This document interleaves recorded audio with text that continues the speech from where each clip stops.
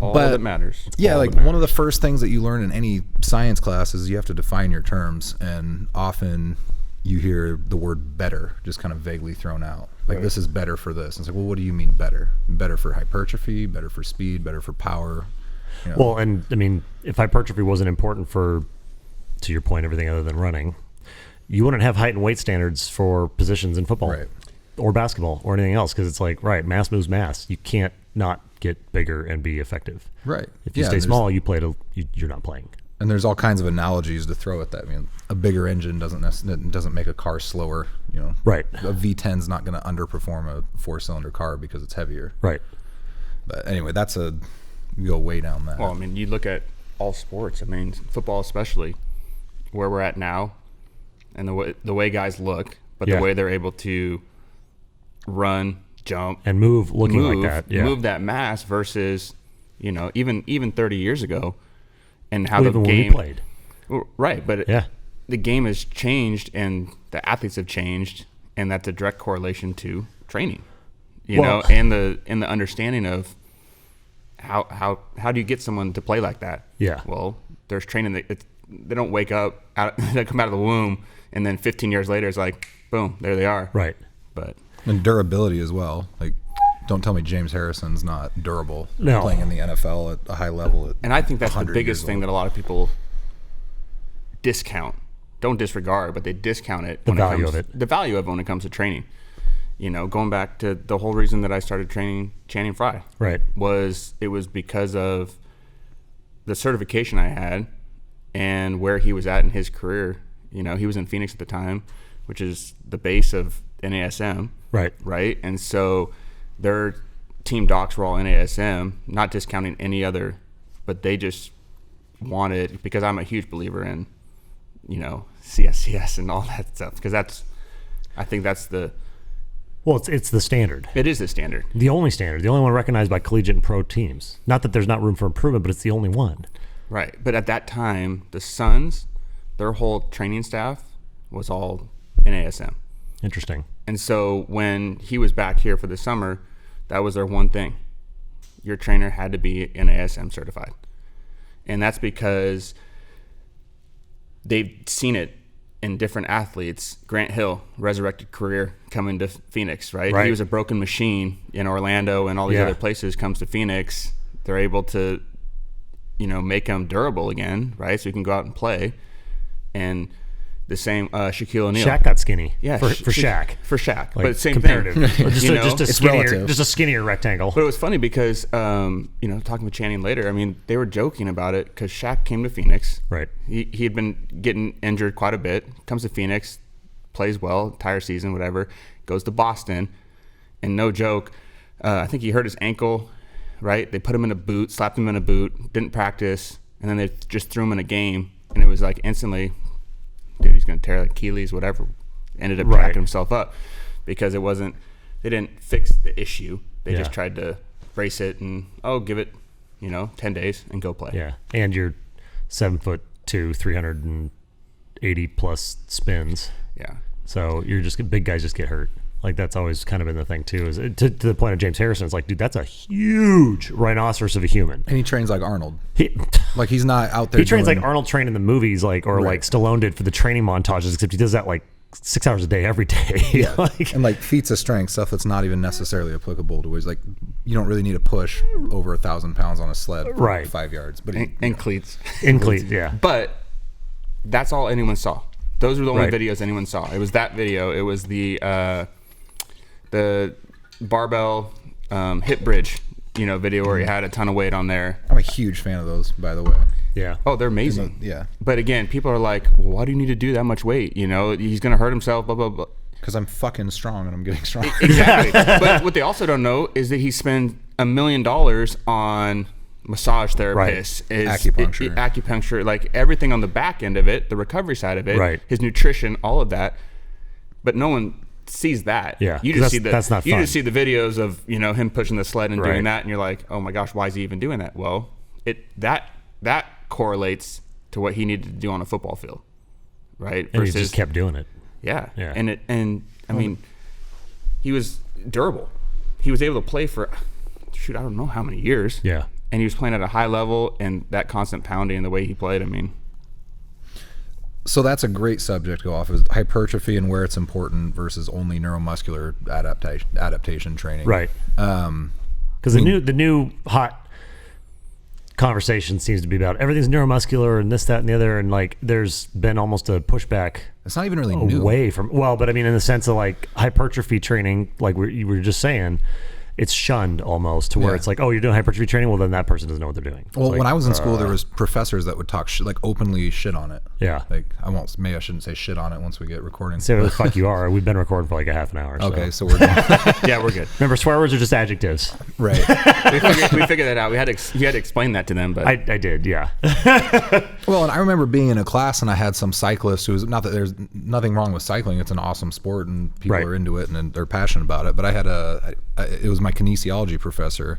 He's making jokes like, oh, we all know that bicep curls are the most athletic thing that you can do. And I, even at the time, still being in school, I'm kind of listening to that and I'm going, define athletic. Right. What do you mean? I mean, obviously a squat is going to be a better lift generally a better lift than doing a bicep curl. Right. There's a place for bicep curls depending on what sport you're in and how, what you're trying to do. Right.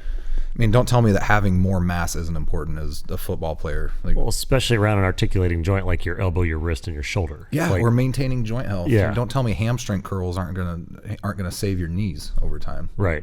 That's what takes all the stress off your ACL. Guys that blow out their hamstring, the first thing they do in blow out their ACL, excuse me. The first thing they do in physical therapy is just start hammering reps on their hamstrings. Right. Bent hip, extended hip, as many different angles, the belly of the hamstring, distal end of the hamstring, all of that's what saves your knees. Yeah. And that's just one, you could say that about just about any joint. We can go into, supinated curls, hammer curls for for elbow health. Right.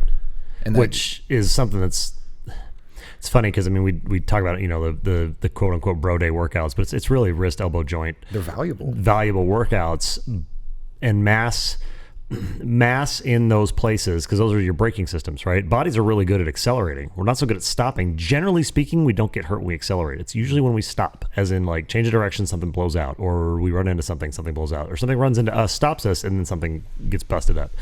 So all your anti-hypertrophy guys that are poo-pooing on hammies and biceps, and it's like, well, yeah, but those are the brakes. So if I'm going to have a 1,000 horsepower engine and push 1,000 pound sled, that's awesome when it's a fully controlled environment, but I'd really like to have a 2,000 pound brake to slow my ass down so stuff doesn't break. There's a reason competitive benchers spend so much time doing rows and lat pull downs. Right. That's all your stability. Or Yeah, quarterbacks doing external rotator strengthening or stuff like that. Well, we're talking about athletes though, right? Well, powerlifters. It counts. Depends on what quarterbacks you're talking about, right? Yeah. Like a Drew Brees. You look at Drew Brees. Perfect example of a guy. Well, Brady might be better, but Brees is not a big dude. But if you look at, he's jacked and he's like muscular everywhere. His arms, he's got guns, he's got cannons. Well, it's because he's not a huge guy, so he can't rely on somebody like a Roethlisberger who's 6'6", 260.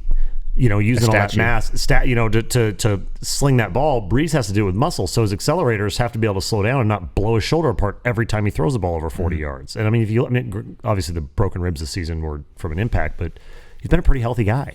He blew out his shoulder and all of a sudden got way better.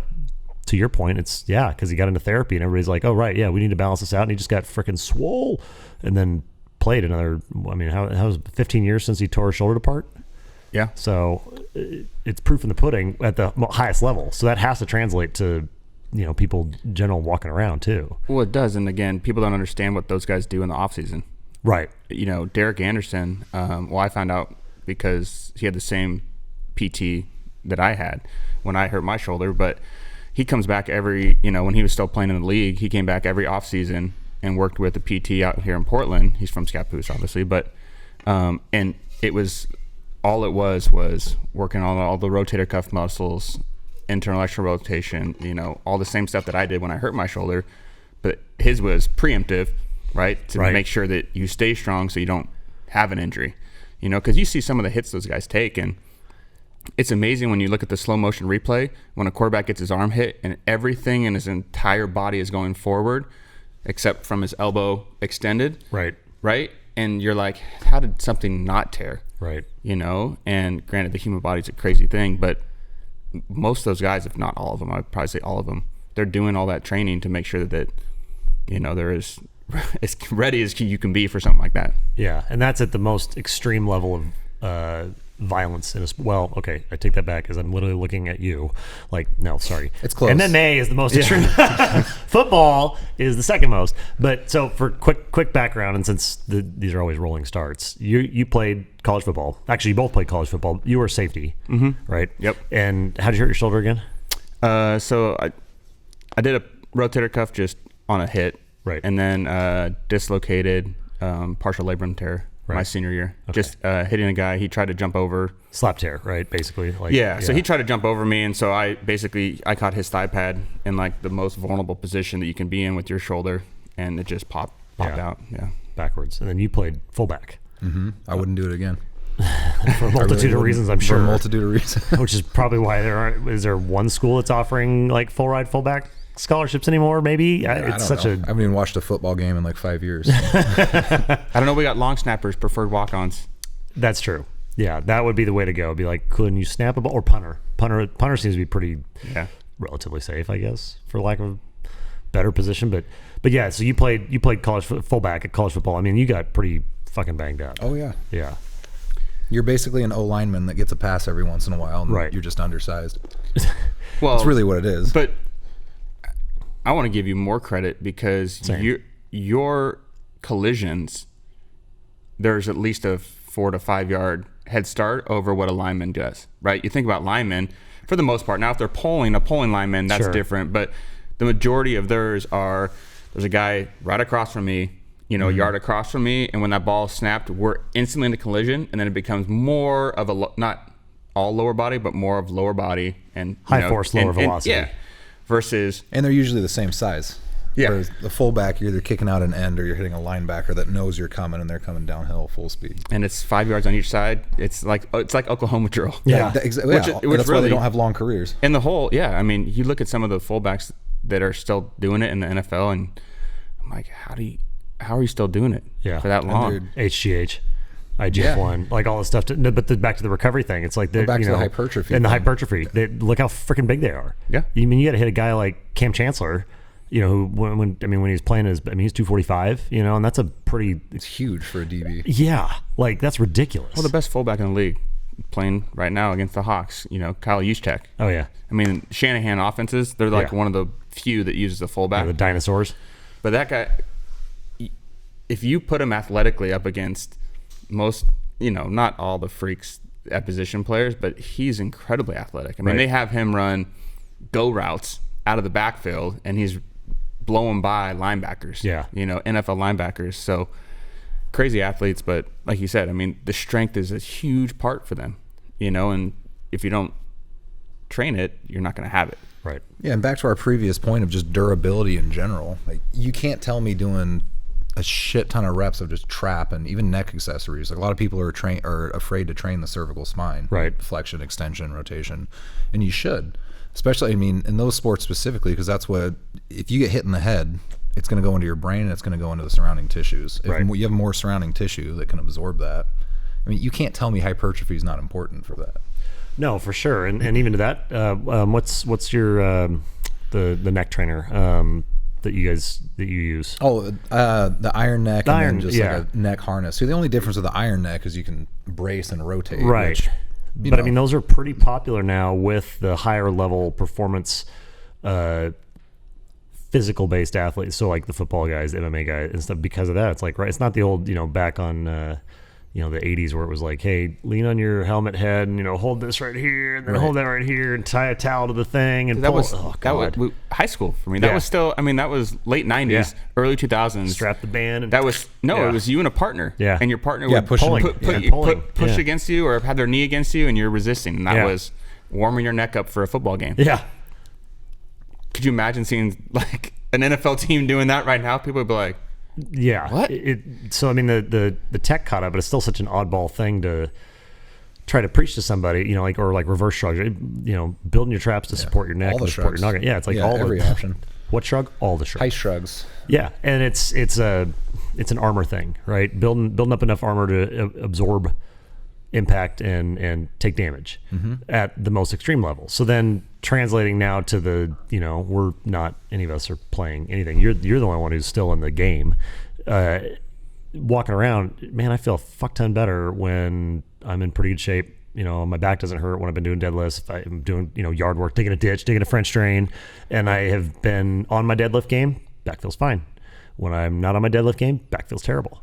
And it's like, yeah, okay, so translating into the, the retired sector or the high mileage sector, it's like, no, you got to keep on that stuff because it's the armor. It's what keeps you in one piece. I mean, even outside of, performance, just general physical fitness, I mean, your metabolic rate or your daily caloric need is going to go up because you have a bigger engine, you're burning more fuel. So it's not even just for athletes that's valuable. Right.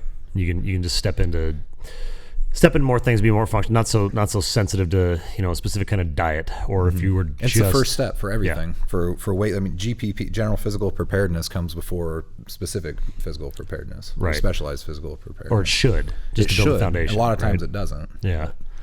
I was kind of chuckling over here because everything you were talking about was leading towards that. It was about 2 or 3 years ago, the functional fitness, right? Which define functional. Right. When I think of functional, I think of what you're saying, right? Working out, lifting in a gym allows you to do your everyday things elsewhere, right?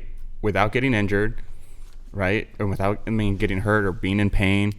That's quality of life. It's not I need to be, rotating when I do every single exercise, or standing on a Bosu ball, because are you standing on a Bosu ball doing bicep curls with one leg in the air, like when you're doing anything else in your daily life? Be a flamingo. But that was what it was. It was that's functional. Yeah. Well, no. Functional for what? Like, how many sports do you play on a Bosu ball?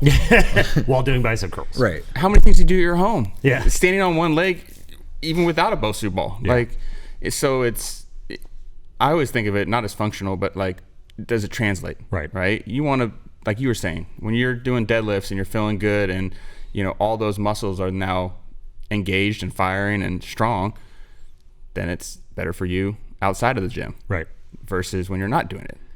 And so I think that's a huge thing too, is just making sure that you're everything in your body, we all have those, naturally overactive, underactive muscles, making sure that we're balanced. Yeah. And that functional umbrella, I think, is a lot broader than most. Closer. It's a lot broader, I think, than most people think it is, because how many accessories do you do that have value for your, deadlift accessories? Right. Like a hamstring curl is not necessarily thought of as a functional movement, but if you're deficient in your hamstrings and your pulls, it's pretty functional. Right. Yeah, or dumbbell back pulls to get a stronger, scapular retraction, right? You might be losing the top of your deadlift because you can't posture up, so you're not getting it. Or tricep extensions for your bench press, or to throw a ball, like baseball players that just pound triceps all the time. Right. But I'm a little bit of a conjugate method dick rider, even though I'm not really I'm not even necessarily a power lifter. I'm not even certified in any of the conjugate system stuff. But one of their rules is their workouts consist of 20% their primary workout, and the other 80% is their accessory lift. Right. So if they have a heavy bench day, they come in and hit their bench reps, and that's only 20% of the volume. Right. The rest of it, and they hit lats every day, they hit triceps every day, and they hit some sort of core movement every day, and they hit some sort of GPP at least once or twice a week.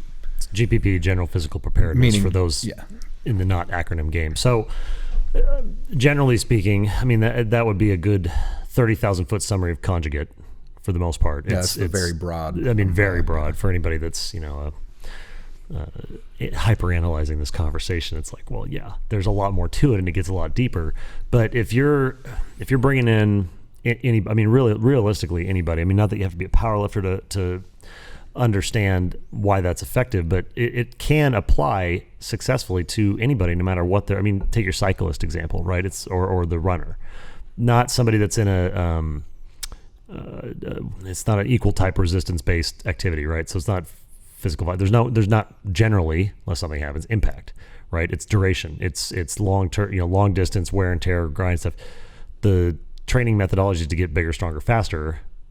First word there being bigger, i.e. hypertrophy, i.e. strong.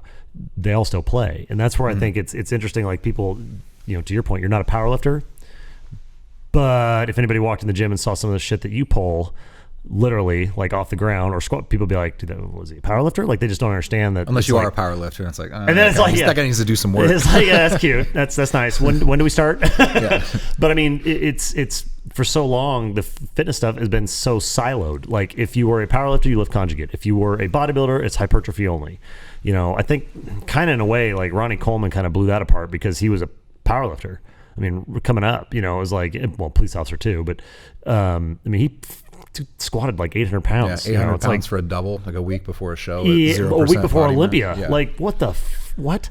You know, so I mean, he kind of blended that line, and then since then, you know, a lot of the bodybuilders now, I mean, they're pretty strong dudes now. I mean, they're not just like, you know, Frank Zane and Earl and those guys, like they were strong, but they're not like they are now. And he's obviously an outlier, but sure. I mean, how much quote functional training was he doing besides squatting and deadlifting? And now look at him with the. You can't tell me that if you put him at D end or at linebacker in some pro team, he's not going to make a couple plays. Yeah, you know, obviously being an outlier, right?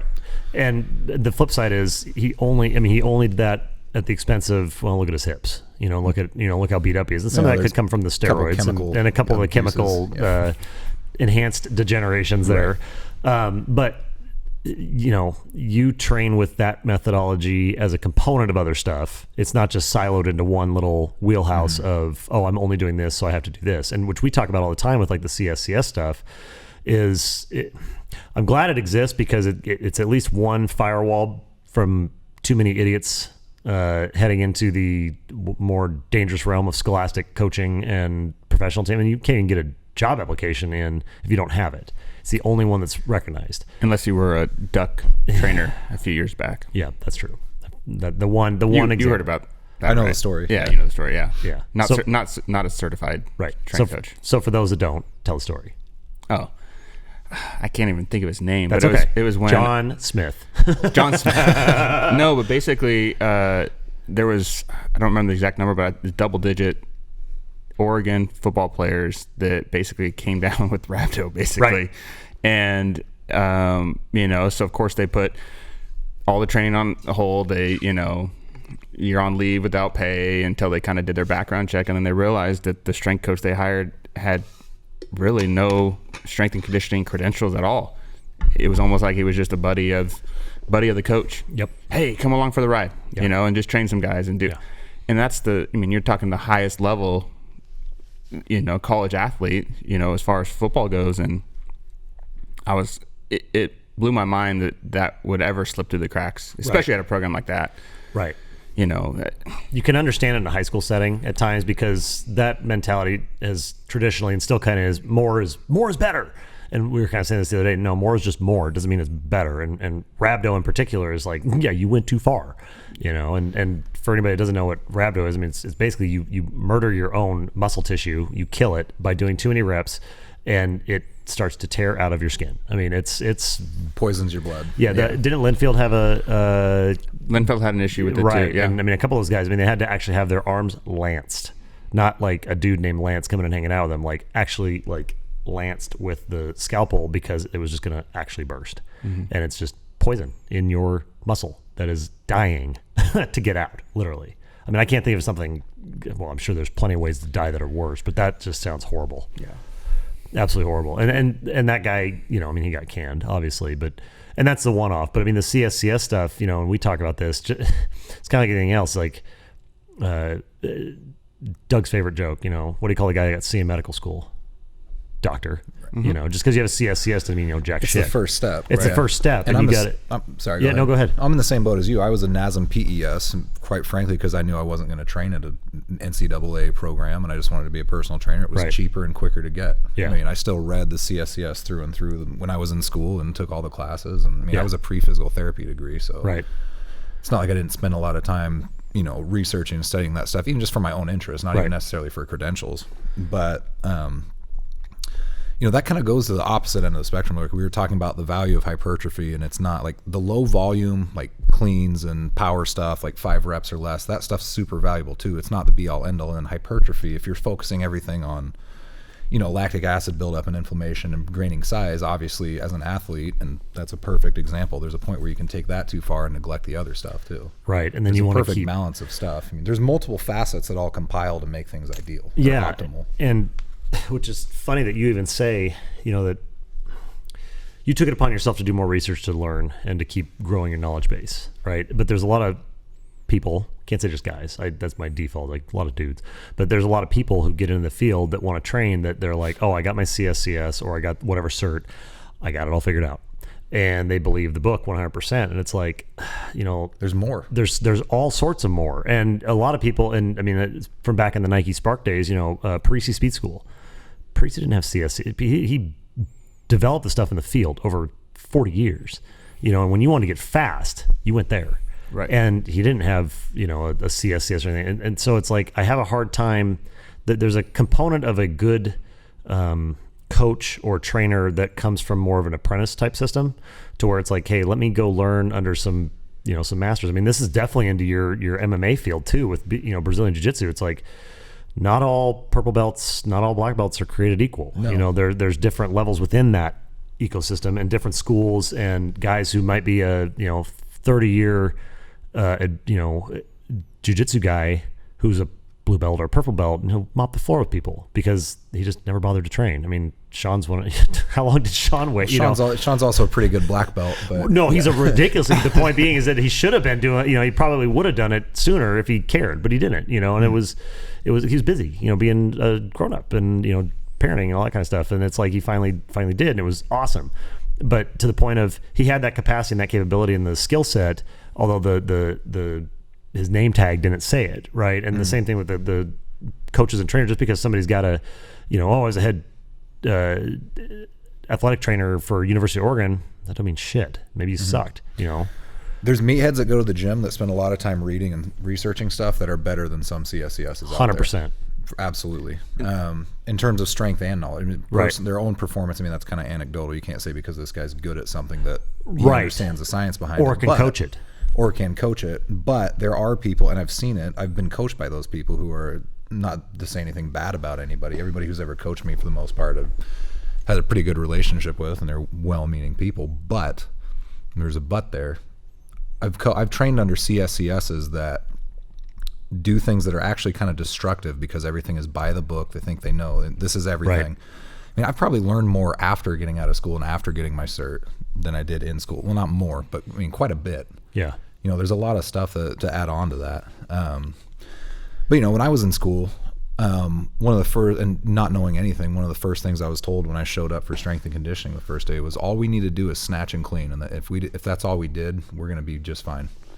And at the time, I'm like, cool, awesome, yeah, triple extension. I just learned what that is. Yeah, I'm in. Yeah, yeah. Rate of force, you learn all these terms: triple extensions, rate of force production, power versus cool. Yeah. And then over time, you kind of realize, oh, my back's starting to hurt a little bit. Maybe I shouldn't be Olympic lifting 5 days a week on top of running and playing. And, maybe we should be doing a few more accessories and focusing a little bit more on mass, because everybody's bodies aren't even able to get through the season. Yeah.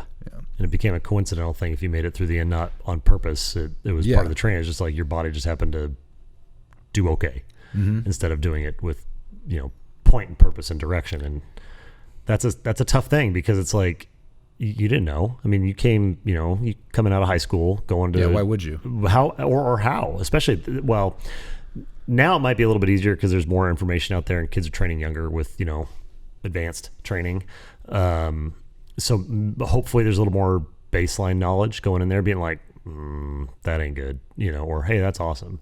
But even still 18, 19, if that, let alone going into high school where it's like, hey, come on across the street from 8th grade and drop her in the weight room with all the idiots and, go hard.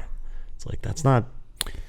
Well, and the hard part about your point there is you have some amazing 8th grade athletes, right? Oh, yeah. That instantly get thrown in with seniors or going in to be seniors, 4 years older than them, 3 years older than them. And they want to compete with them, right? Because by nature, especially if you're into sports, is you're competitive by nature. Right. So you have these 8th graders trying to clean, deadlift, squat as much as these going to be seniors 3 years older than them, 3 years more mature, right? Now, granted, the maturity age varies a little bit, but more often than not, they don't have the form. They don't have the technique. They're just trying to move this weight however they can, and that's how, one, you get hurt, right? But two, you develop just these inefficiencies that then it makes it, the longer that goes, the harder it is to break it. Yeah. And then reteach. And, and so that's even if they do have the technique, a lot of times they don't have the strength and the foundation to execute the technique. Right. Yeah. But I think, and I'm sure you probably agree, but the technique, form follows function, but you got to have the technique first, and it's the hardest thing, working with incoming freshmen, even sophomores that are starting to work with the varsity, but is almost taking them a step back. Yeah. Like watching them squat the first time, I cringe, right. And I instantly, it's like, nope, take the weight off. Yeah. And they're like, what? I mean, I can squat 350 pounds. I was like, well, what you consider a squat is not a squat, but we need to give you movement properly, right? Or you're just going to tear your body down and you're going to get hurt the second you step on the field. Yeah. And it's hard for a lot of them to understand, but it's a little bit easier when you come from a place where you've been there, done that. Right. And you understand what your job as a strength coach or as a trainer is to make sure that, you want them to get bigger, faster, stronger, but you want them to be able to play an entire season on the field without getting hurt. And that bigger, faster, stronger should be on the field because we're here to win games, not in the weight room, win a workout. And I don't know how to, as much as it pains me to say, I don't have a solution, and I still have not come up with one on how to disconnect young kids' ego from the numbers on a bar or a dumbbell or a kettlebell or whatever, to where it's like, hey, it doesn't matter, I squat 350. No, you don't. You haven't done a single rep to depth, let alone 2 reps, let alone, they get so caught up in the numbers that it's like, I could give 2 shits if you squat 180 or 380. If the 180 guy has got better form, better function all around, he's going to play better on the field. Especially if it's a multi-dimensional directional sport like football, lacrosse, soccer, basketball. Tennis, it's pretty linear. It's not, but it's still the same thing. It's like, it doesn't matter what your bench press is or your squat or your dead. It matters how it translates to the field. And if you have shitty form in the gym, you're probably gonna get passed on the field at some point by somebody else who's put the time in to do it right and has that that balanced physiology to go out there. And we see it too with some of the guys in the fight game. It's like they've overtrained one component so much that they and make it really simple, say they overtrain their striking and at the expense of their ground game. It's like, well, awesome, that's great until you find somebody who's better at getting you to the ground, then you're done. That's probably the easiest analogy there, but it's such an extreme athletic event. That's the one where it's like, man, your deficiencies come out instantaneously. You can't hide with, I got 10 other guys on the field, like with football, or 4 other guys in basketball or whatever. It's like, no, it's one-on-one. And if you've got a hole in your game, they find it fast. And so it's with watching you train and seeing, using you as an example because you're sitting here, coming up through a more traditional fitness sport route of football, very power clean snat, do the things, to then moving into the MMA field where it's like you had that great foundation of strength and I'd say mental strength with football, just like, cool, I'm going to volunteer to go beat my fucking head in for the next 4 years. But that mental game took you into the fight game where it was like, you were ready to learn all the other things to get better at that. But that didn't happen by accident. So how did we get there? How did you get from the trappings of a football lifter kind of mindset out of that to where it's like, I want to go do all the things better? What was the shift? I mean, those things are all still pretty functional, though. Like all those. Right. No. Super. But yes, but not at the expense of, like, you didn't get caught up in the numbers game. You didn't, I still do. I do. Yeah, I was gonna. When you were saying that earlier, I was gonna say that's not gonna change. I still have that problem. Really? I mean, who doesn't to a small degree? I don't know. Maybe that's just me. I mean, and we've talked about this. Yeah. I deadlifted the most I ever deadlifted, a few years back, right? My goal was to do 2.5 times my body weight. Was able to do it, 550. But as soon as I had done it, I was like, okay, I never need to do that again at where I'm at. Right. Granted, Clayton's still competing, right? So that's different. I'm not competing where doing over 550 pounds on a deadlift is ever going to matter to me. I'm not either. But no, but I'm saying, but you like it. But it's fun to do. No, like talking with Jake. I mean, they're now in college, but there's a couple of kids that are, deadlifting over 500 pounds, squatting close to 500 pounds. Which is insane. And I remember back in my college days that as soon as, like on our max days when we would max, as soon as you squatted 500 pounds, regardless of how easy it was. I mean, we had a lineman that was the strongest dude ever. It's still one of the funniest stories. He literally picked me up and my weight my freshman year doing a max squat. And I was like still in the squat position with the thing on my bar, and he just lifted us all up as one. But he was so strong, but he squatted 500 pounds like it was nothing, right, for a single, and they cut him off. And he wanted to do more because he knew he could. Right. But they're like, why? Why? There's no reason. Yeah. If you can squat 500 pounds, that's as much strength as you need. Now translate it and figure out a way to translate it. If you can deadlift 550 pounds, I think you're probably strong enough. You don't need to try to do 600. Now, not saying don't do it. There's an argument to be made both ways, actually. Right. So give me the other side. Because more power is more power. Right. If you can squat 500, you're obviously going to be you're pretty powerful, especially if the bar's moving quickly. And if you can translate that into the field, you're going to be pretty fast. However, if you're a 600-pound squatter, more power in the weight room does equal more power on the field.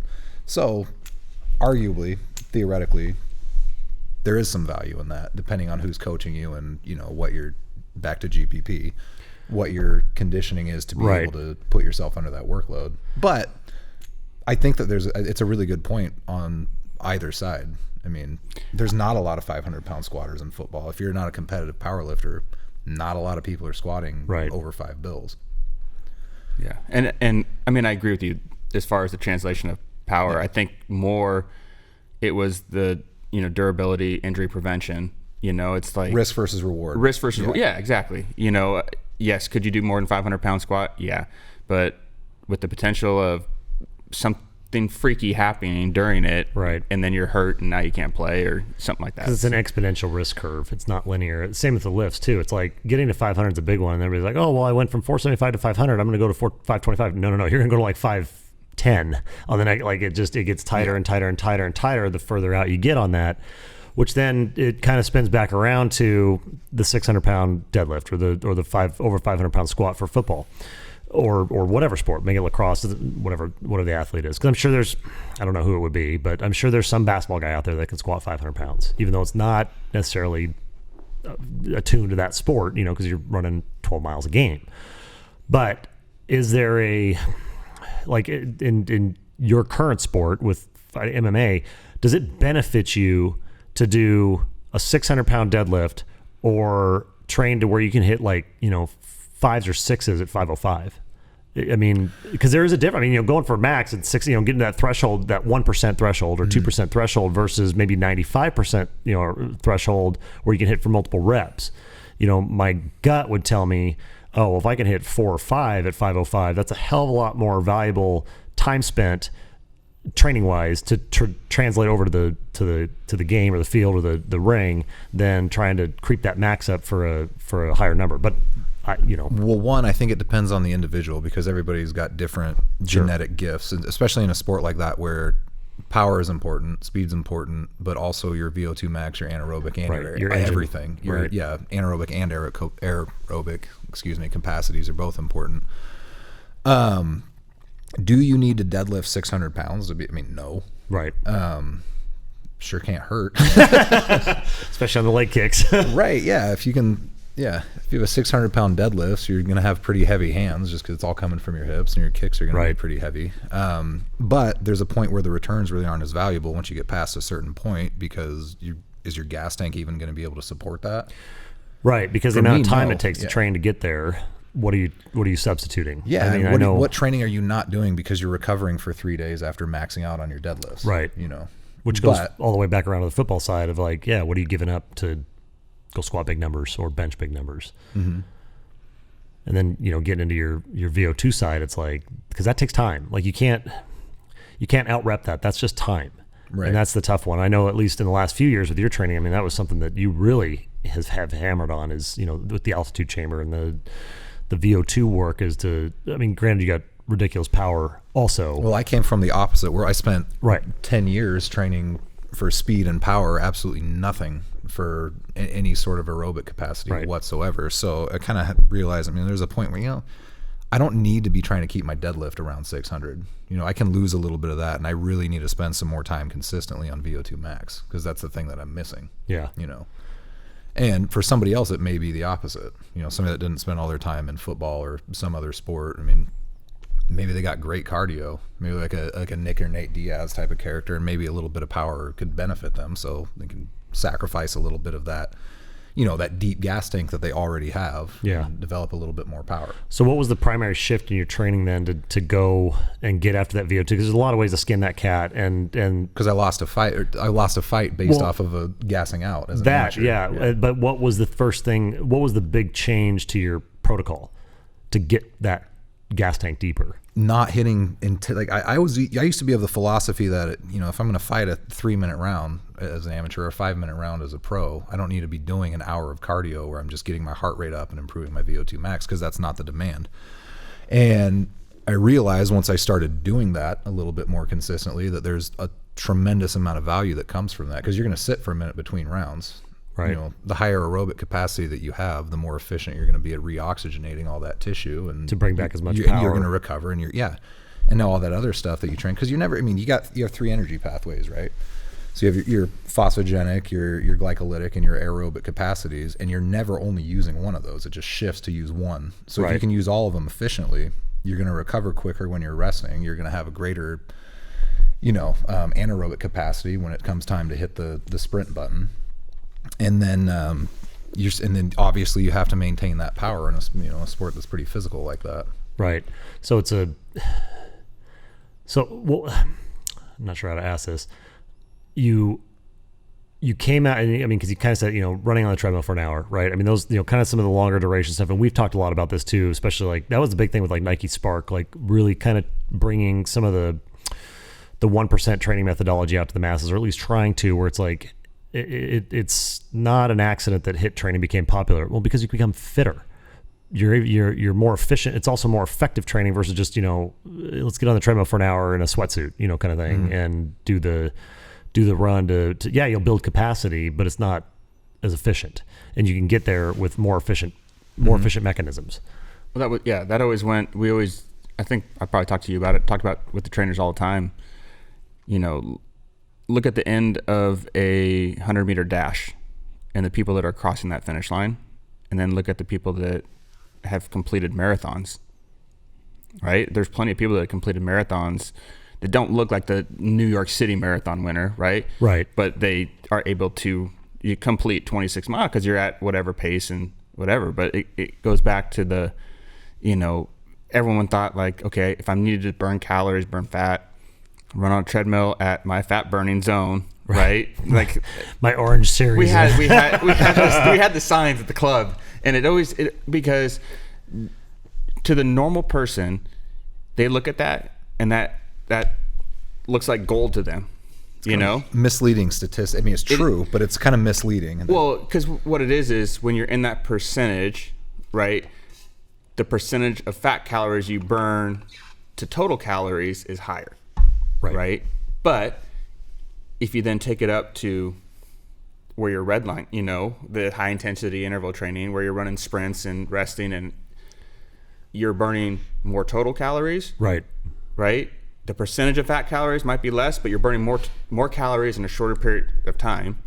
So if you were able to do that for the same amount of time, you'd be burning more total calories and actually more fat calories, because you're burning more, even though the percentages are different. It's like comparing 70% of a grape to 30% of a watermelon.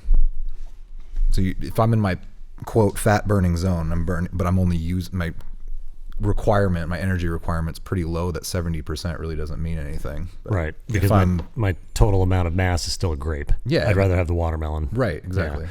Well, and I wonder if that's partly industry marketing, because it's easy for people to get on board with I can go, hop into the 70% zone, and this is the efficiency. And it's not that, when you train high intensity intervals, and you train especially you train, but even dumb it down for somebody like me, that it's hard to work hard. It's your heart rate's up, your respiratory rate's up, you're jacked up, you're down. There's a lot of things that happen when you start getting on that wave of interval training, but it's a hell of a lot harder than hopping on whatever device, a bike or an erg or a treadmill, and cruising out at the 78%. You can do that for a really long time, and I'm in a more efficient ratio to fat burning. But the reality is I'm not working as hard, and so it's not as challenging to adhere to, because it's not as tough. Well, that marketing is, you look at the company at the bottom of the poster, right? Right. That company markets treadmills,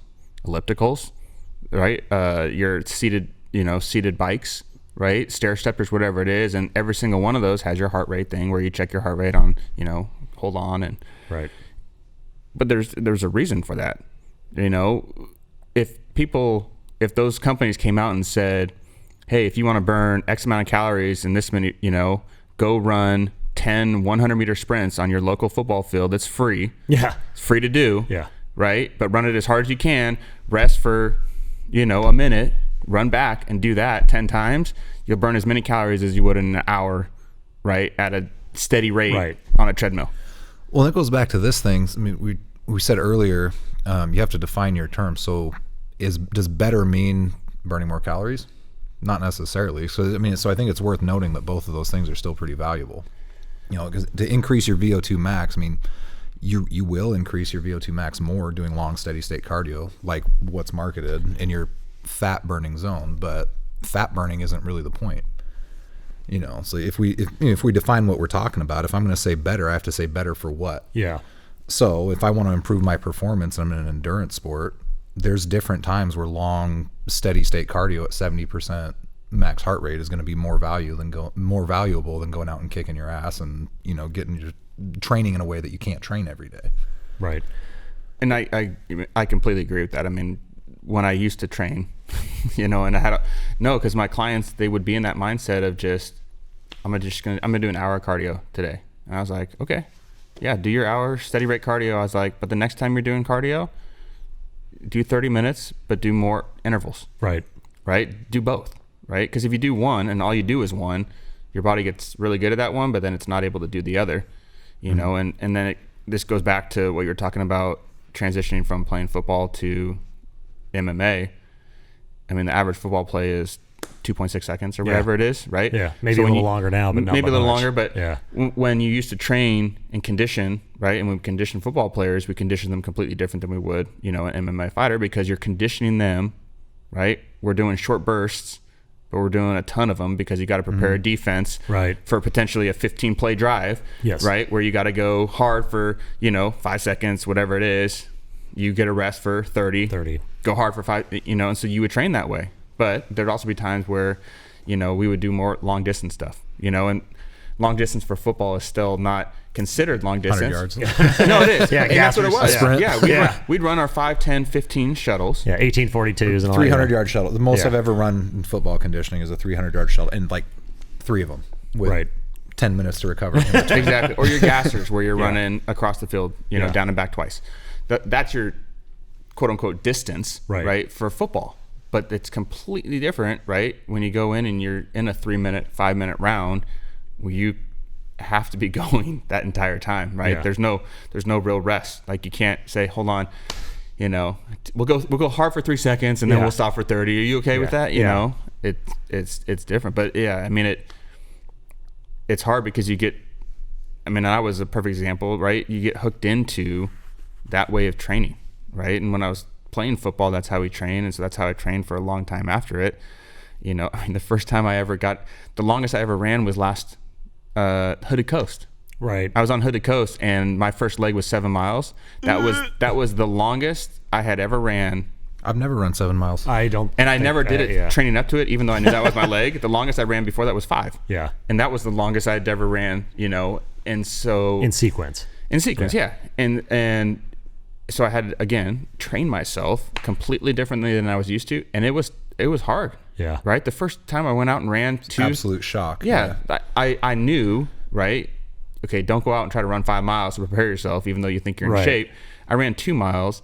I was sore as hell the next day, for like 3 days. Right. And it was just because we also know running on a treadmill versus running on ground is completely different, right? And so, But even just the pounding of a cement and pavement over a soft treadmill, Yeah. you know, your knees are a little bit banged up, your shins, like ankles, all that. So it takes a little bit of time for your body to kind of calcify to it. I mean, we, you know, with football in particular, because all the impacts, I mean, I don't know if you guys remember, but like you always get to that first like couple weeks of the season, you just got bruises everywhere. Like forearms, like places you're like, nobody even touched me there and I got a bruise. What the fuck?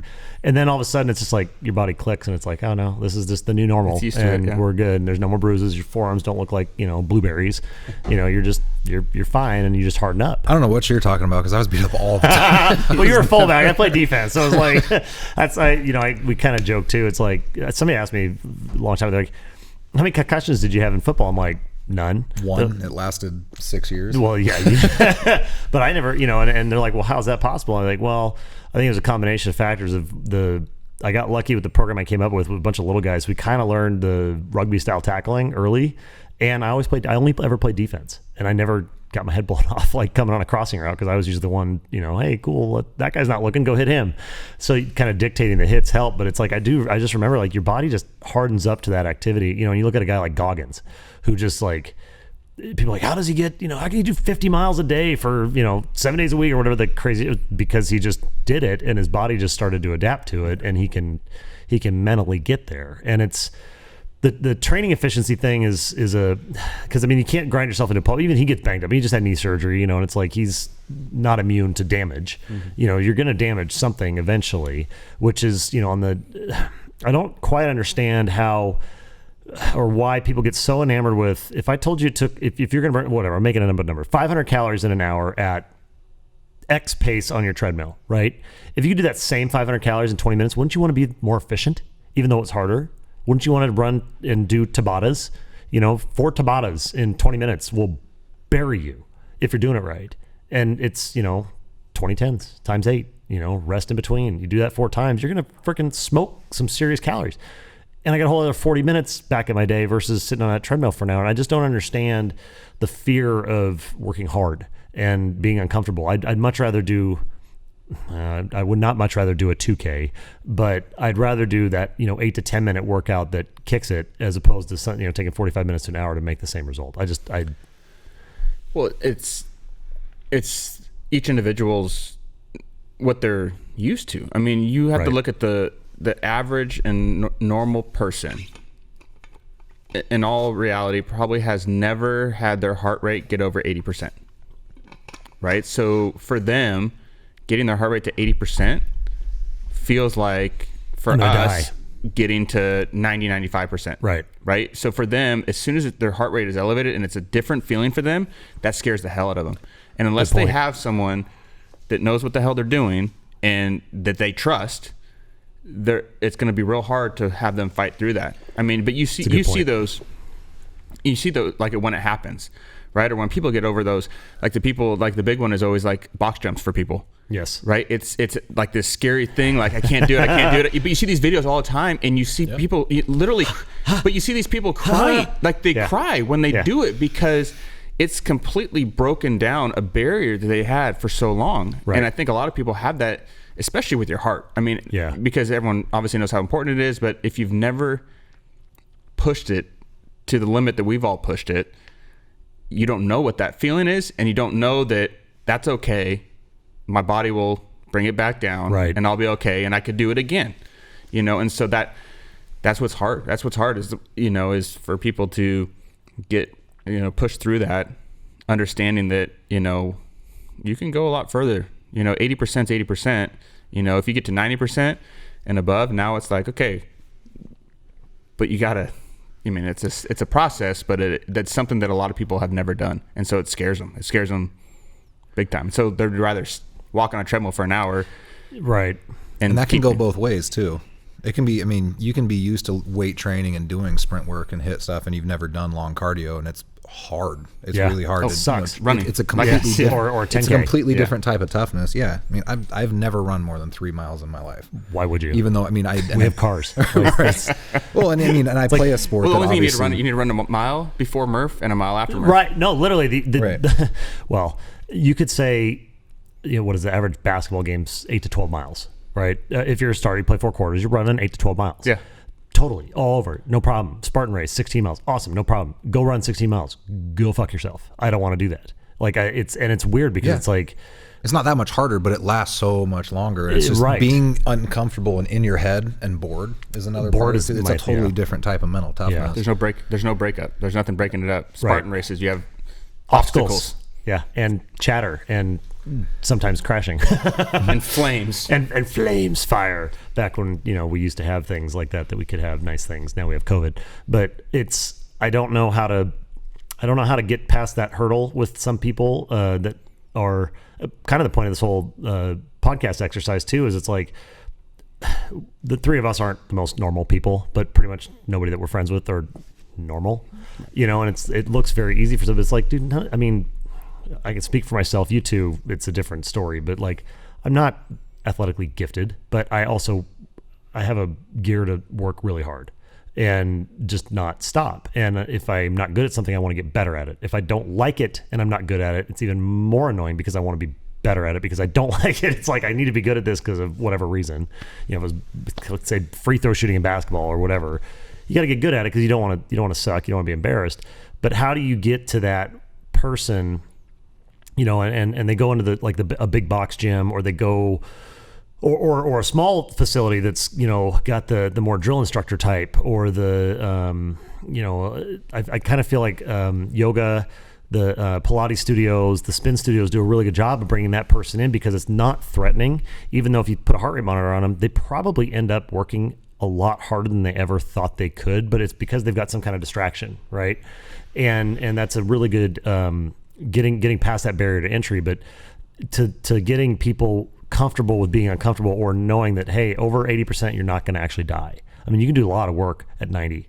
You can do a considerable amount of work at 95 as long as you have some way to recover with it. But we've done heart rate variability training where it's like you're blind to you're just on a timer and your heart rate and your exertion. Then you look at the result afterwards, which is easier, and ergs and meters and things like that. It's like, holy shit, I just PR'd everything because I was only focused on my heart rate and my exertion and not a number or a pace that I'm telling myself is fast. And it's like, I just went way faster. You still feel tired at the end, but it's a trick, it's a way to kind of trick it. So I don't know how to get people past that, I mean, we all know that person, it's the 1 hour elliptical person that you're like, I want to help you. Like, I want to help you help yourself, but they're afraid, and it's intimidating to go, especially, some of the places like the other side of the gym where the weights are and the ergs and all the fit people. That there's a barricade. I mean, even at one of the big box gyms right by here, they literally physically separate to where you can't see the weight room from the cardio area. So you've got all these people that should be doing strength training that are visual barrier off from a whole other section that just adds to the intimidation factor, which I wish I had a magic solution for that. Cause it's like, it's not scary. Like anybody can do it. It might not pull your numbers or, run your speed, but it doesn't matter. They can physically do it. Anybody can deadlift. It could be 10, 12 pounds. Everybody should deadlift. Everybody should deadlift, yeah. Depending on who you ask. But yeah, there's value in all of that. I mean, there is value in the long elliptical stuff for certain people. You shouldn't only do one thing. You should be you should be multidimensional. I think that's what he's talking about. It's like there are the people that they go to the gym and they walk onto the elliptical, do an hour, and leave. And tomorrow they do the exact same thing. Right. And I didn't mean to cut you off. Oh, no, you're fine. But there are a lot of people like that. It's hard because it's more female focused in the statement I'm about to make, but it's I don't want to lift weights because I don't want to get big. Sure. Right? That is the number Traditionally, yes. That is the number one thing. And I heard it from every female that I ever saw as a potential client or as a client, right? It's like, well, I don't want to lift weights because I don't want to get big. I don't want to get bigger.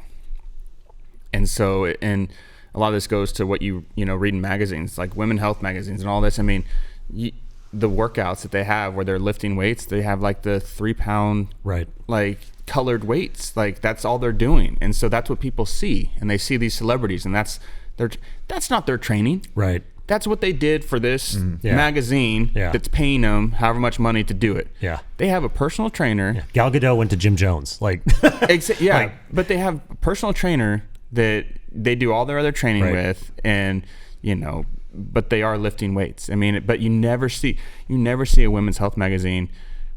There's a person, like some celebrity in there, that's doing deadlifts, right? yeah. Or you don't see that. You don't see power cleans unless it's like a 5-pound bar, but you don't see the lifting, right? And so that just adds to the I don't want to get bigger, so I don't want to lift weights. Well, I feel like, in a way, and not that I'm a CrossFit honk by any means, but I appreciate what CrossFit has done culturally, because in the last 10 years, really, especially with the launch of Instagram, which is Insta fitness all the time. I mean, it's predominantly fitness and celebrity based, but CrossFit did a really good job of normalizing some really weird shit. Nobody knew what a clean and jerk was 15 years ago walking down the street. Now you got a pretty good chance if you see somebody wearing, certain type outfit, or, any kind of like noble sneaker or something, like, oh, hey, yeah, you can have a conversation with them, because they've monetized it in a way that was, before they detonated, extremely successful. You had a lot of people that jumped into, right or wrong. I mean, it's a lot of people had no business training that way, but they jump into CrossFit because it made it fun and kind of cool to do fitness and weights and work really hard. But again, it became super exclusionary to where you got somebody who needs there's like anything else. There's good gyms and there's bad gyms, good coaches, bad coaches. And we've got we've got friends that own a couple CrossFit boxes, and they're phenomenal. CrossFit Wilsonville, Silver Creek, and the LO and everybody. It's like they're really, really good at bringing in new people and deconditioned, never trained before. They've got an on-ramp program. They've got kind of a beginner, but they're integrated with the advanced people too. And that seems to be a sweet recipe for long-term success. And it's influenced some of the marketing that we see where it's, but then you still get overrun with what's every single thing in media, guys, girls, everything in between. It's the off-colored little tiny dumbbells, not showing, we were talking about this with your wife the other day, just like, it's still not 100% okay to be physically uncomfortable publicly, and it still seems very intimidating for people as far as a barrier to entry to getting into it. And of course, we're just three dudes sitting here talking about, fitness and how to make that work for the general public, willowing it down from the highest level of, collegiate professional training down to the layperson. But the reason is because that's the proving ground. If it works for the 1%, the theories and methodologies will work for the general populace. The only barrier there really is, can you mentally step into the game? Well, I think that's the answer to the question you asked earlier when you're saying there's a wall separating the cardio equipment from the weight room. You don't know how to make that less intimidating. I think that's just, it's kind of a gym cultural thing, and it sounds like, in those CrossFit gyms that you're referencing, they've kind of found the answer. Making it, more of like just a welcoming culture, making people feel comfortable and not intimidated, making them feel like that, because you said they're integrated. You have the beginners and they're kind of integrated with the advanced. So, I don't know how you do that with a larger scale commercial gym or something, but it's a cultural thing. It's just, it's not intimidating people, Yeah. Well, if you're at the right place, it's not intimidating. If you're at the right we've place. all been to, we know the gyms and the places, and they're everywhere. It's you've been to one gym, you've been to a million. You can walk in any other city and be like, oh, this gym's run by assholes. Like, you can just tell, in the cult, it's immediately, it's judgmental, and it's just, or the flip side is everything is it's such a catered experience that it's like there's Planet Fitness. Yeah. That's really the one I was thinking. It's like, if they'd even let any of us in the door, which a whole other project a long time ago is like, we were kind of going around looking at other places and little competition research and everything. It's like there were a couple different Planet Fitness, like, this isn't really the place for you. I'm like, I'm literally offering to pay you to come in. They're like, yeah, I don't think so. I'm like, yeah, you're refusing service. I hate everything about Planet Fitness. It's like if you were to open a school that made fun of people who wanted to get smarter, that's what it is. If I wanted to start at a university and I said, well, we want you to study, but not that much. We want you to be as average as possible, and we don't want any growth. Yeah, it's ridiculous. Yeah. But their ad where they were like 5 minutes of cardio. It's like, really? Yeah. Like, unless your heart rate's at 150,000 beats per minute, maybe. But well, and that's the tough thing is, we talked before this about social media messaging and marketing, and people start looking. They want to find they want to find places and people and methods and training that are what they connect with, or what speaks to them, right? And so there's probably components of what you do, what I do, that individually probably not for everybody, but then the purpose behind it, well, I do it just because I want to look good for my wife and be able to perform and dig the ditch in the yard and all that kind of stuff. And it's like, there's lots of motivations that I train for now that a lot of people I think would relate with. It has nothing to do with having played sports back in the day. And definitely at some point everybody's a former athlete, right? I mean, you're not going to play football forever. You're not going to play basketball forever. You can't fight forever. I mean, everybody at some point taps out, and then it's the next guy's turn, or the next woman's turn. And the work world is kind of like that. There's more retired athletes than there are current. There's more former this than there are current. And getting into the space of finding people that are willing to have an open conversation about where they were, how they got there, but then the base fundamentals that they learned to move forward, to adapt their training to their body. You said it yourself, 2.5 time deadlift. That's fucking rad. Me personally, I would have just tried to lose more weight so I get the number. It's like, awesome. If I get down to 180, it'd be a lot easier. Well, I was 10 pounds lighter than I am now. Right, but the point is that you're not chasing that anymore. It's awesome that you did it, but the stuff you learned from doing that, you can carry forward into your training now, and how you coach, the other kids, the people you work out with, your girls. It does have value, even though you're not producing a specific result anymore. That method that got you there, or work. I mean, now, well, I mean, you can tell people, but I mean, you do medical device rep, and it has nothing to do with football or training, but I guarantee some of those principles help you in that job. Absolutely. I mean, that's part of the reason I have that job.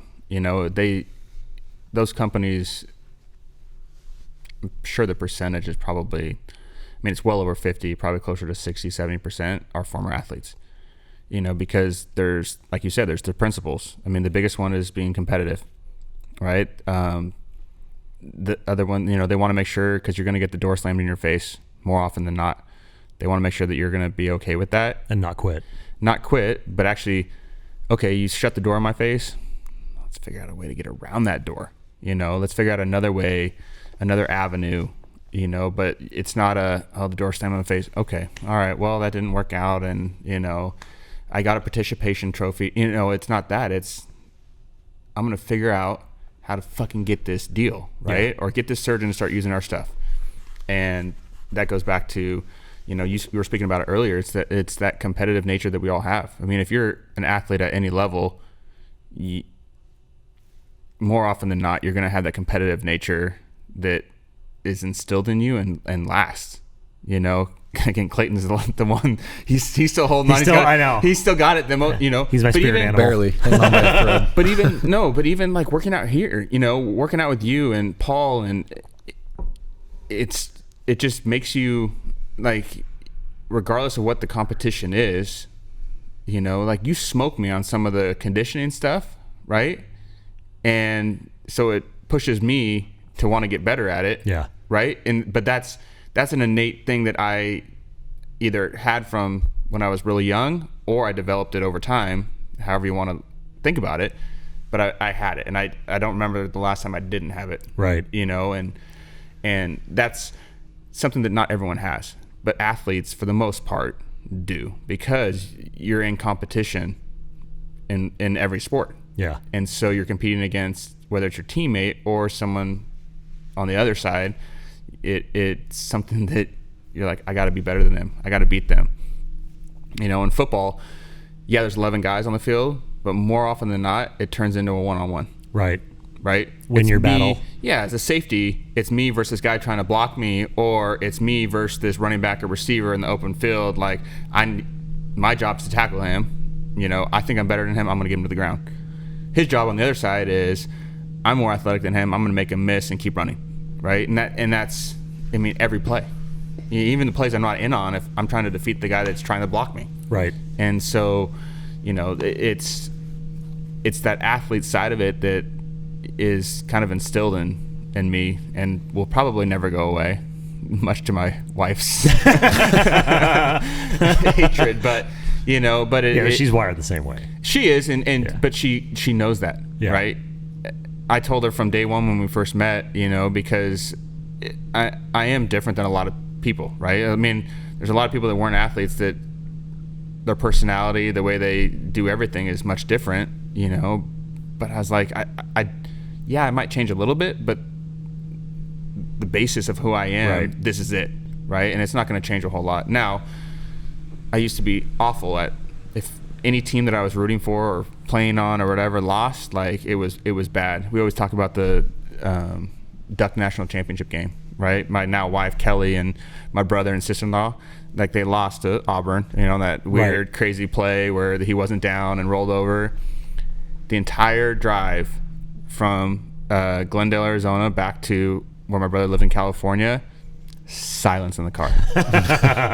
Because was I playing in the game? No, but it was I don't know. It's entrenched in my mind. It's just who I am. It's not going anywhere. Yeah. And so now I'm a little bit better, right? Ducks lost yesterday. I wasn't, silent. Walls. I wasn't silent for the whole night, and so I've gotten a little bit better into that. And because I think I'm a little bit more removed from like, okay, I'm not a part of that team. Sure. But coaching, right? If we lose a game coaching, it's tough. Like you hate to lose. Right. Athletes hate to lose. Yep. And that's what it comes down to, and it translates now into my work, right? I hate to lose. I don't, and so that's kind of where you're going. That's why I'm doing what I'm doing, and so you don't want to be average. Like average is. There's times where it's kind of you wonder if because you've got your daughter, you've got son and a daughter, I've got Gabby, and then you've got 2 stepgirls, and I've got the 3 stepsons, and it's like there's times where you look at the struggle that they're about to face because that they're going to get their teeth kicked in from something. Could be a game, could be whatever, right? It's like or that the horn goes off, they lost, right? It's like, oh boy, this is going to suck for the next few days at home. It's like you just kind of there's fleeting moments where I'm like, man, if they were just average and things just kind of malleable, no big deal, rolled off the bat, it's like that is easier. And I kind of wonder if that's sort of where that 1 hour elliptical person comes in, where it's like, it's scary to be out on the edge, it's scary to possibly lose, but if I don't put myself out there, then I don't get disappointed. And it's or I don't root for any teams in particular, so I don't really get wound up with that kind of thing. And even when I was coaching, you coach to win, but not at the expense of any kid, right? Even with you guys, with you're not going to compromise moral standards of a team code just to win a football game, right? And you guys have got state championship ring, and it's like you're not going to do that. Other people would, and that's that exists. But at the end of the day, you're still morally grounded, right? You gotta win and work and do all that with ethical grounding. And I can't help but think that started with and is why you train so well, and you can't cheat the numbers, you can't cheat the squat depth, you can't cheat the training reps. If you half-ass it at some jiu-jitsu practices and stuff, it's like, you're going to get exposed. You're going to be found out later. The test is coming, you just don't know when. And if you cheated to time, especially time, it's like you got to put the time in, right? Like right now during the pandemic, everything's turned off. You can't fight, you can't do much because everybody's, other than the street sweeper outside, everybody is on shutdown. But you took this time to get your shoulder right, to get your wrist right. And you've gone through some pretty aggressive treatments to kind of fix your deficiencies structurally that all came from football. Mm-hmm. And I'm curious, I'll bet there's some other guys that are going to come back in the fight game here when the switch gets flipped back on that didn't do that. Well, it's going to be hard for everybody because not everybody has access to the same stuff. True. So there's some guys that have had access to all the same stuff, and I'm sure they'll come back and they'll be ahead. So it's kind of a unique challenge, and to add on to all the other challenges that come with it. Yeah. But if I could just back up a second and kind of just summarize what we've said for the last 10-15 minutes. I mean, there's tremendous value in everything that comes along with training aside from performance and health. Good point. I mean, that's basically what we've already been saying, but just to kind of put it in a single bullet point, I mean, there's tremendous value in fun, obviously. Like your 550-pound deadlift or your PR. I mean, is there really a reason for it? No, not in terms of performance or, any sort of physical requirement that you have, but it's a goal. And progress is important. Progress is important for a sense of purpose. And just, I mean, it's fun to deadlift heavy shit. Yes. I mean, it Wholly feels agree. good. Yeah. For everybody, not just people who have a 550 pound double body weight deadlift. And on the same token, there's tremendous value, because you brought up your kids, and the first thing I thought of is, when I watch little kids compete in jiu-jitsu or in wrestling, it's so hard to see a little kid lose at this point, but there's so much value in that. There's tremendous value in disappointment and coming back to the drawing board and getting, improving upon those deficiencies. So, I mean, it's one of the most, I think one of the single most valuable things that people can do is, one, compete in sports or some sort of physical competition, and two, compete, or not even compete, but engage in some sort of physical training that's going to put you back to the point of people who don't know when their heart rate gets above 90%. And they don't know what that's going to feel like, and it's a little bit terrifying. Yeah. But mentally, there's benefits from that mentally, chemically. Your brain chemistry changes with that too. So, which is a whole nother tangent we could get on. But point being, if we could sum that up all in one single bullet point, is, you're not a meathead, and you don't have to be just working on physical, adaptations and performance to have tremendous benefit come out of all that. Yeah, and with the kid thing in particular, and you've coached a lot more little guys too, that it's like, it sucks to lose, and especially if it's a young kid, like or in a jiu-jitsu environment where you guys, a lot of the kids are starting at 5 or 6, like they're down there, right? And so you feel bad because nobody likes to lose. It's not fun, but I kind of sort of feel a sense of the world's going to be okay, because you'll see a kid that loses at whatever it is. Maybe it's one match, maybe it's a game, maybe it's whatever. And if they're upset about having lost, like as in they cared enough that they're upset that they lost, I'm like, yes, you actually give a shit. And knowing that you don't like to lose is going to help motivate you down. If you're indifferent towards it, and to the everybody gets a trophy kind of conversation we have a lot, if there's no consequences can be positive or negative, but if there's no consequence to losing, then it doesn't have that has no value. And if you don't know that you don't like losing, how are you ever gonna motivate to do more and push the threshold? And so thinking about that in terms of whether it's training or especially in training, how many times have you gone for a PR and missed? Everybody. If you're doing it long enough, if you're doing it right, you're gonna miss. You just mistime it. Well, you're not going for a PR if you don't miss. Right. Yes, exactly. Yeah. Right. If you always get the weight, you're truly not pushing for a PR. Right. And, going back to what you're saying, my 2 nephews, we go and watch them play soccer, when they were playing soccer. Yeah. And supposedly they don't keep score. Uh-huh. The kids know. The kids are, yeah. It's 6-4, Dad. Dads are. No, but it goes back to your point. Every kid that cares knows the score. Yeah. And they know if they won or lost. And I think we can all probably agree that you learn a lot more from a loss than you do from a win. And especially probably in MMA more than anything, because like you said, it's a little heavier. Yeah. But it shows you where you need to work, right? Or where your holes are. Or what you did wrong. Yeah. And because that can sometimes get lost in your bigger team sports, right? Yeah, we lost. Maybe the big play was someone else that didn't do their job.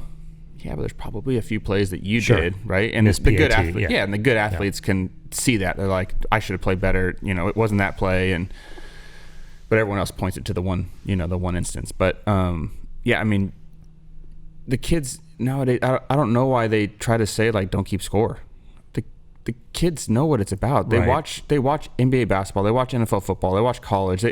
They know that there is a score in the bottom right corner. Yeah. Right? And one team wins and one team loses. And, occasionally you'll tie, right? in football. But they get it. They understand it. And like you said, they gain so much more when they lose, but they are pissed off that they lost. Right. You know, and as a parent, it's hard to see your kids lose at anything, right?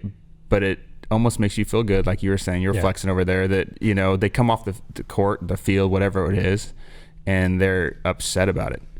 They're upset about it, and they want to make sure that it doesn't happen again. Right. And that's your true competitor. That's your true athlete. That's, you know, and that will serve you so well moving on into the working world and everything like that, because you're going to go up against someone that was in the camp and was raised where, we don't keep score, everyone gets a trophy, and they went through it that way. And when push comes to shove, comes to shove, you're going to fight through a barrier, and they're just going to stop. They're going to say, oh, well, you know. And even on top of the, sorry, I cut you off. You're good. Well, even on top of that, you know, it kind of helps foster a competitive nature, but also, I mean, just teaches you it's okay to be disappointed. Sure. It's okay to be uncomfortable, you know. Yeah. Like, how's that going to translate into the first time that you know, your first breakup, or you don't get the job you want, whatever it is. Right. You know, whatever the situation may be that's super disappointing, you know, it's not, you realize it's not catastrophic. You know, it's just another disappointment. Yeah. You're not going to be up here all the time. It's going to fluctuate. Well, and that's partly, you know, and you've heard it, well, actually you both have too, and I know you guys coach the same way, but it's like, that's why, you know, if somebody misses a lift, they didn't get it. Like, gravity doesn't lie. You get it or you don't. And it's super linear that way, which is cool. It's a 1 or 0, you know. It's I mean, for the most part, powerlifting's like that. I don't powerlift at all, but I find it fascinating because it's amazing. It's like, look, you've got a little tiny person lifting ridiculous weight, or a really large person lifting ridiculous weight. But it's, you know, hey, you either got it or you didn't. And there's nobody to blame but yourself if you don't get it, if you don't, you know, I didn't train this, or I was too aggressive with my move and my, you know, trying to get up to this weight or whatever. And, you know, it happens in the gym setting all the time with especially youth athletes, where they want to get a number, and maybe it's for specific reason, like a coach tells them, hey, we need to see this number, you know, on the 3 main lifts, or it's just their ego. They want to see it. You either get it or you don't. Like, you can't, you know, you could bounce a bench press, but eventually you're going to not be able to do that either, you know, and it's purely linear of you either did it or you didn't. There's no gray area. There's no negotiating. It's fun because you can see the kids who have had that loss, or the adults too, who've had the competitive background where they understand it's like, oh, it just wasn't my day today. I'll get it next time. You know, and they'll come back around like, oh, what can I do better? You know, 2Ks are a great example of that. I mean, we talk about it all the time because they're fucking terrible, but they're also a ton of strategy. You know, if you are a super bro rower and come out of the gate hot, you're going to have a great split time in the first 300, and then at 301 you die. Yeah. Oh, guess what? You got 1,699 to go, and doesn't mean you're not fit enough to do a better time. You just didn't do it right. Well, and we talk about that. You and I rowing 2 completely different ways. To accomplish the same time. Yeah. And that's geared towards our strengths and weaknesses, and what we're better at, what we're not as good at. But we understand morphing the same 2,000 meter row to what benefits or is best for us. For your system. I have a slower stroke rate and harder pulls, right? And my damper's up higher, you know. But again, it goes back to the way I've trained, right? Strength and power is more versus an endurance thing where my stroke rate is, you know, 5 strokes per minute higher, understanding that that's going to be, that's 5 times 7. Oh, that's 35 more strokes. I don't want to do those 35 more strokes. No. But that's gamifying it a little bit too. And we do that. I mean, it's, you know, making it fun, because it's not a fun exercise, but it's fun to get better at it. It's fun to take strategy to it. And like, okay, how am I going to do this? You know, and kind of going full circle back around to the new person to the gym, or the person in the elliptical that's looking to cross over the other side of that wall or whatever, you know,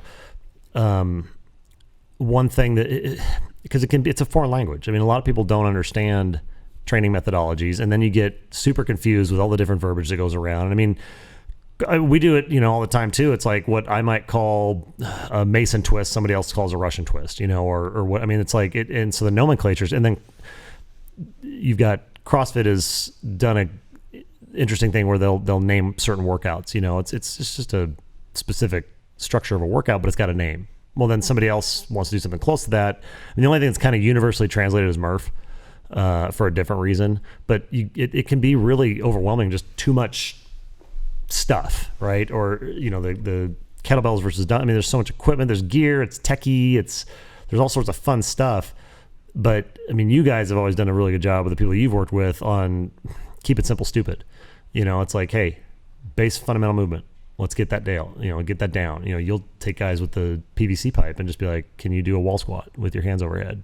And get it dialed into where their body's moving correctly, and then start worrying about all the other shit. Don't worry about the name of this or the programming or the protocols, which I feel is a good counterbalance to the 225 box jump that we've been talking about for 2 or 3 weeks. Like, people see that and they're like, oh, I got to do that. It's like that there's a lot of shit out there that has no point, and how do you give somebody a good filter for that? And that one in particular, I don't know why that one stuck with me, because it stuck with you too. And I mean, just kind of, it screams pure ego lift and nothing. I mean, I can't come up with a functional reason. I've been working on this for like 2 weeks waiting for this sit down. Like, I can't figure out what that purpose of that movement is with that particular weight and everything else. Or the what was it, the wall squat with the 225 overhead. It's like, people see that and they're like, oh, I got to do that. It's like, dude, that is pointless. Well, where does it translate? Right. We talked about your functional fitness or whatever. Or how does it translate to your everyday? I don't know how that would necessarily translate to anything that I would do. Now I'm not going to completely disregard, like a weighted box jump of some sort, right? Or added resistance on a box jump, because there is a time and a place for that. But again, there's a fine line between what is constructive, right? To help versus detrimental, or what could easily be detrimental, as we witnessed, Yeah. And so I think that's where it more came from. It was an extreme version of something that could be plausible, right? In that regard. Oh, there's definitely a way to do that. Yeah. People do loaded jumps all the time, whether the Vertimax or, they make machines for it. Yeah. Or, just holding like a D-ball. I've seen people do that with heavy weight, like not 225, but I've seen plenty of people box jump, just Zercher carrying a heavy slam ball or something. And there's a place, or just do a power clean, or just run a sprint. It's for kind of the same demand. But and I mean, you're a big belt squat guy too, and it's like I've seen combinations of use. Belt squat by itself for somebody like me, it's awesome. Like it's great because it moves a load below my hips. I'm not supposed to do stuff certain ways with and with all the hip replacement people that we know, it's like there's certain ways to load your body that are safer depending on what you've got going on, right? So it kind of work around the problem as opposed to ignore it. But I mean, I know you with the belt squat in particular, that is it's one of the best things ever invented. And you can really combine it with traditional movements, So I mean, I know you've done a bunch of like belt squat deadlifts, and different moves where it's adding a level of resistance into a different plane that you can't do just with a traditional bar. But the purpose of that and the function of that is pretty spectacular. And I mean, the banded glute bridges and all the different, it's like, but there's always a basis of function on those. And I know you like your belt squat. Oh yeah. I think the belt squat and the athletic training platform are some of the, along with the reverse hyper, are some of the best thing. It's one of the reasons why I'm such a big West Side fan. I mean, I know you either love West Side or you hate it in general, but polarizing. But you can talk about, well, they're geared and they, all their lifters are on juice, but it's like, okay, but so's everybody else that they're competing with. Still and look at all the athletes that they coach, in football and obviously mixed martial arts. I mean, multiple world champions. But yeah, the benefits with the belt squat, I mean, it's awesome for a couple of reasons. One, it puts traction on your hips. So if you have any sort of anterior or posterior pelvic tilt, it totally neutralizes it under a load, and it forces you to stay in that position through that entire functional movement. And it's versatile. I mean, you can do things like just march with it, and it's not going to put any stress on your spine. Right. It's actually going to help neutralize everything if you do have an issue or any sort of spinal compression, which is a whole nother subject that we could spend forever talking about. But it goes back. I mean, it goes back to the risk reward we were talking about with, like a heavy back squat, right? That's probably the number one thing people worry about with a heavy back squat is that load, right? Compressing your spine. And so this takes that load off your shoulders.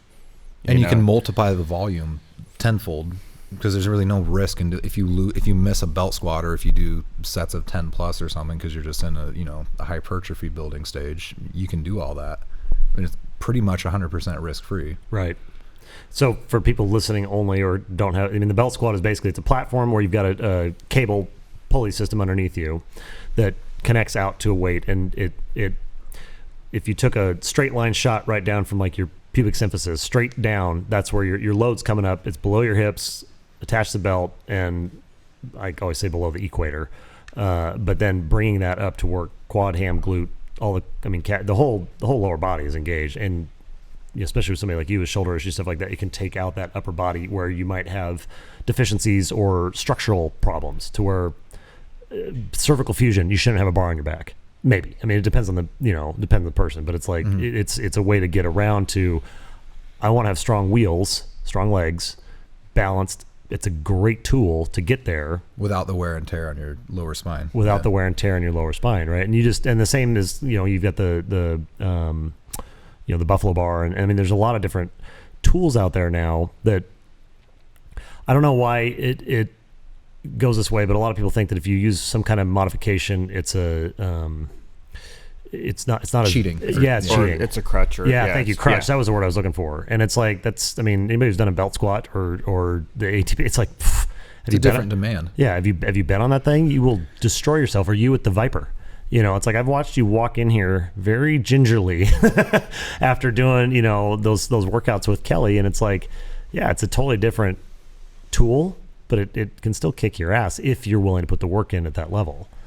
The belt squats one in particular, I wish was a little bit easier to put in front of people. You've done some pretty remarkable things, kind of modifying around that though. It's kind of like the box, the deficit drop squats and the kettlebell work, and hooking a belt in the chain and all that. I mean, you get really creative because you understand, like, that's how that works really well. And I can't remember the name of the lift you're doing. It's a deficit Ukrainian deadlift. Deadlift. That's right. I knew it was one of those Eastern Bloc commie lifts. I'm just kidding. Well, that's conjugate. Soviet. Exactly. So explain that real quick, because it's part of the, and dovetails into the conjugate conversation. But basically, it's a. I mean, you're going way past parallel. It's your hands get below your feet, so you're standing on the box, dumbbell, kettlebell, any kind of weight, whatever it is that you can drop in between your legs, all the way down. The purpose being, it's added range of motion, but there's kind of some groundwork, I guess, to lay before that. Because if you're going to compare a sumo deadlift versus a conventional deadlift, I used to be one of those guys that was like, oh, sumo's cheating, pull conventional. That's how I was, And my mind's totally changed on that because I started deadlifting sumo. And the reasons, for multiple reasons, but it engages the hips more. It puts a little bit less stress on your spine. And then branching off the sumos, I started doing Ukrainian deadlifts, which is where you're standing on a box with the load being in between the two boxes. And you're basically going down to where your grip is at about the level of your feet or just below. So it's requiring you to keep your back braced the whole time. Your core is engaged. Your external rotators have to be engaged, so your glutes are engaged the whole time. So knees are wide. You go through full range of motion in the hips, full range of motion in the glutes. TFLs are engaged the whole time. It's kind of an accessory lift, kind of. I guess you could treat it like a compound lift, but you're not going to do a 1 rep max with a Ukrainian deadlift. I'm sure some people have. I'm sure if you pull up YouTube, you can. It's right. It's right after the. It's right after the 225 box jump. But I don't know. Well, and that kind of expanding on that, like, there's a time and place for a lot of different lifts, and there's a lot of variability that you should, in my opinion. Not that my opinion is that important, but. I don't really believe in just back squatting, conventional deadlifting, and bench pressing. Right. And there's, you can do a cambered bar squat, and it's going to be a little bit different demand than a straight bar or a buffalo bar or a belt squat. They're all relatively the same movement, but it is a different demand. And the more versatility and the more variability you have in that movement, the more they're all going to complement each other. And then, that's why it's part of the reason why those West Side lifters are so competitive, is because they do a ton of accessories, they do a lot of juice. Yeah. But that's what the conjugate system is they they identify a weakness and they give themselves a lift to do that puts more stress on that weakness, and they hammer down on those weaknesses. And then once that's no longer a weakness, some other deficiency Something in the else chain pops comes up. up. Yeah.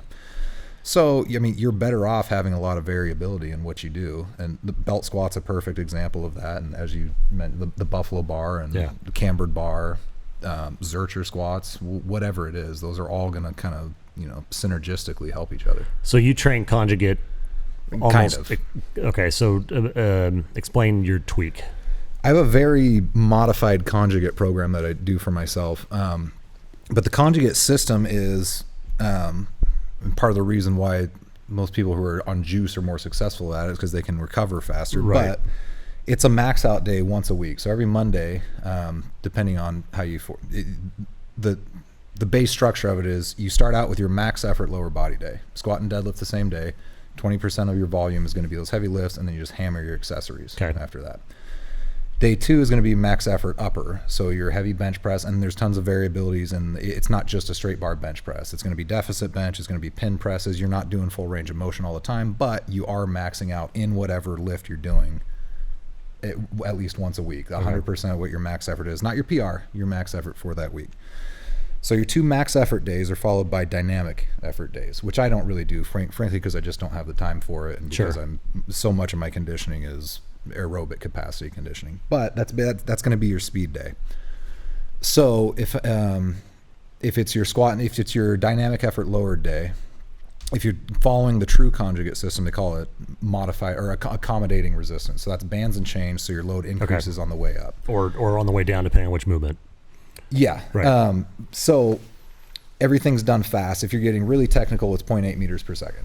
Okay. So if you do a set of 3 deadlifts and they're as fast as you can move about 50 to 60% of your 1 rep max. Okay. So that's your neuromuscular training. Obviously, it's much less load, but you're moving fast. It's power development versus your absolute strength, which is your max effort days. Okay.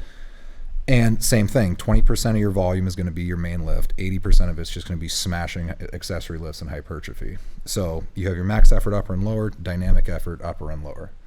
The way that I do it is periodically I'll do a max effort day, but I'm doing a lot of the same accessories they do. I'm following the compound lifts that they do. I'm a huge fan of the sumo deadlift now, as I was saying. Athletically, I do think it's superior to, it's a lot of people whose opinion I would respect would argue that and disagree. But I do think that sumo pulls are a little bit superior to conventional pulls for just terms of athletes, changing directions, deceleration, hip strength versus lower back and hamstring strength. They all have their place. You should still do conventional deadlifts even if you. It's not in replacement of, it's in addition to. Right. You should do both. If you're a competitor, obviously you have one that you're better at.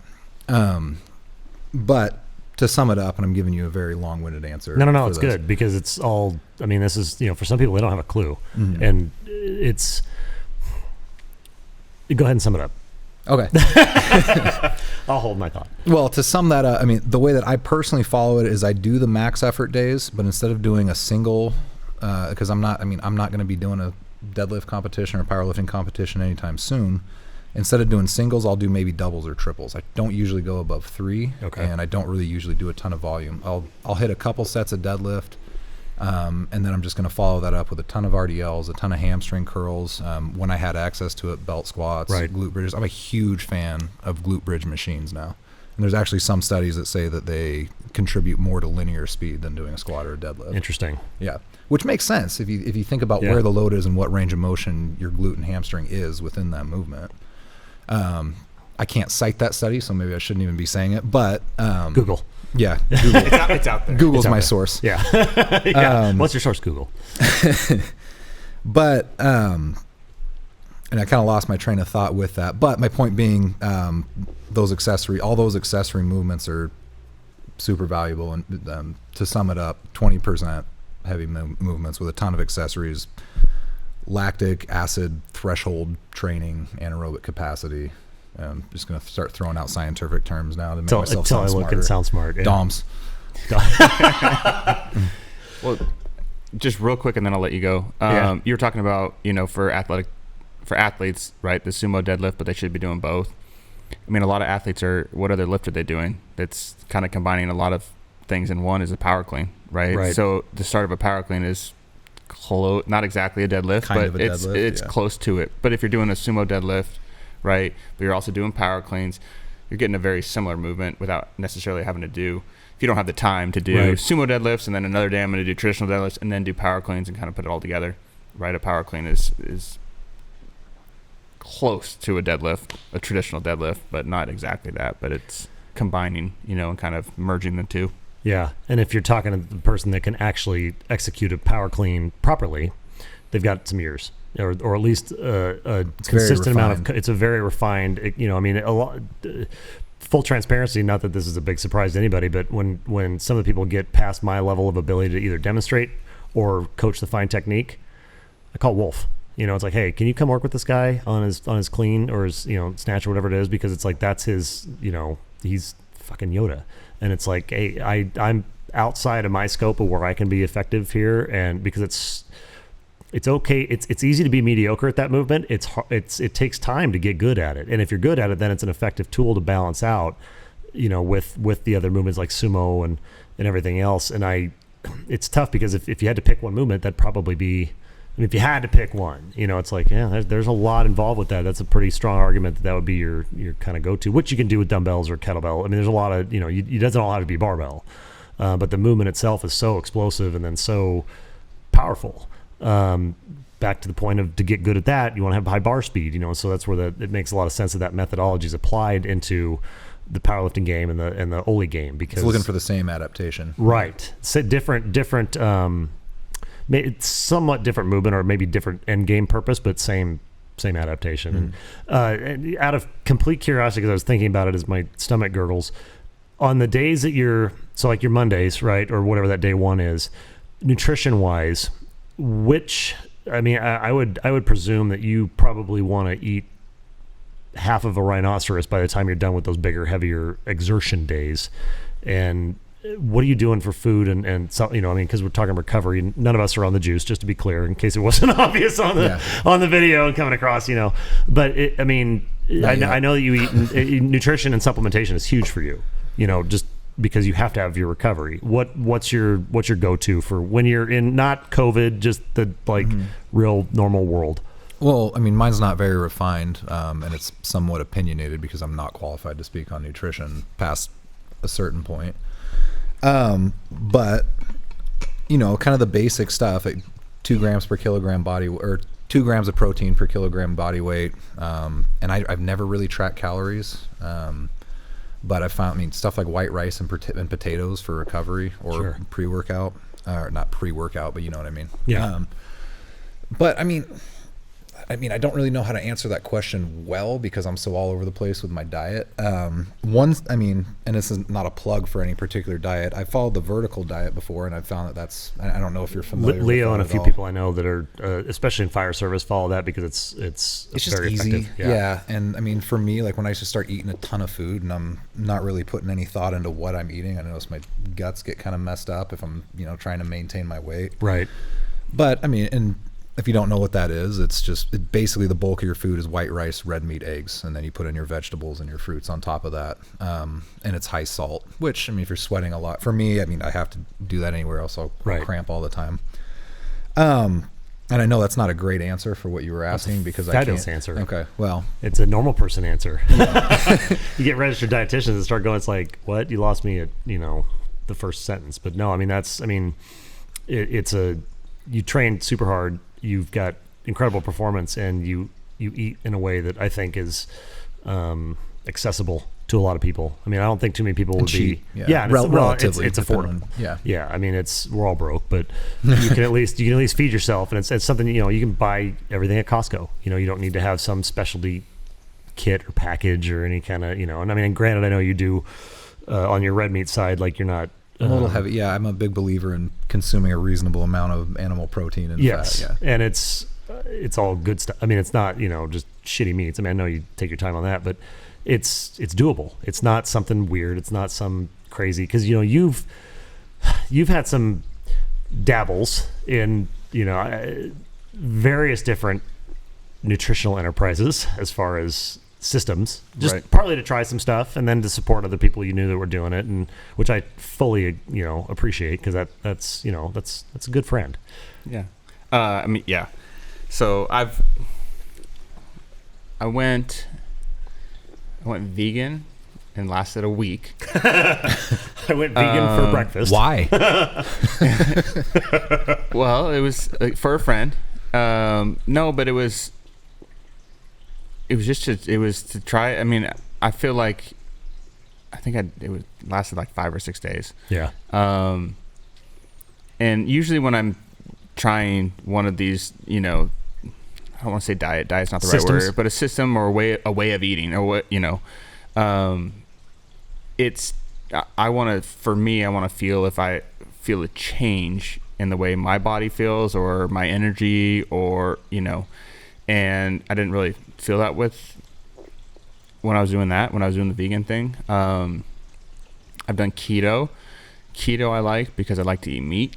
Yep. Right. I also, this is a number of years, this is probably like 7 or 8 years back, but I basically went on like the caveman diet. Yep.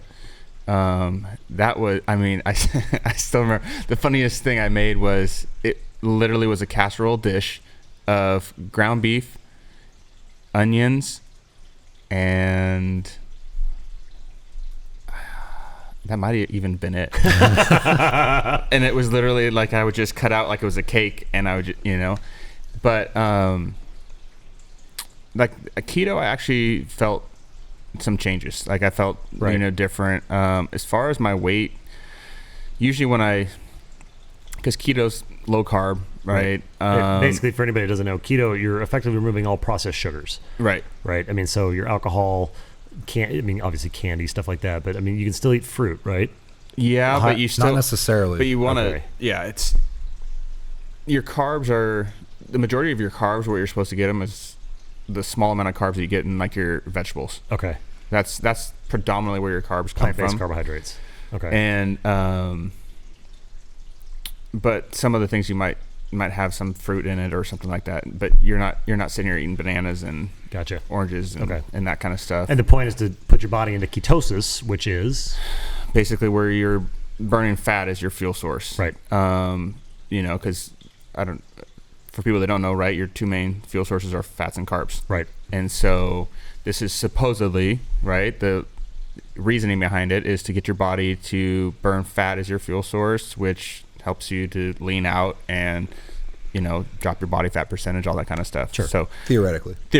right. There's some holes, but Right. Well, Right. And that's the thing. I mean, and it's funny because I've done a number of these different, right, and there's no real right one. Now, Yeah. granted, there's people that have allergies to certain things, Sure.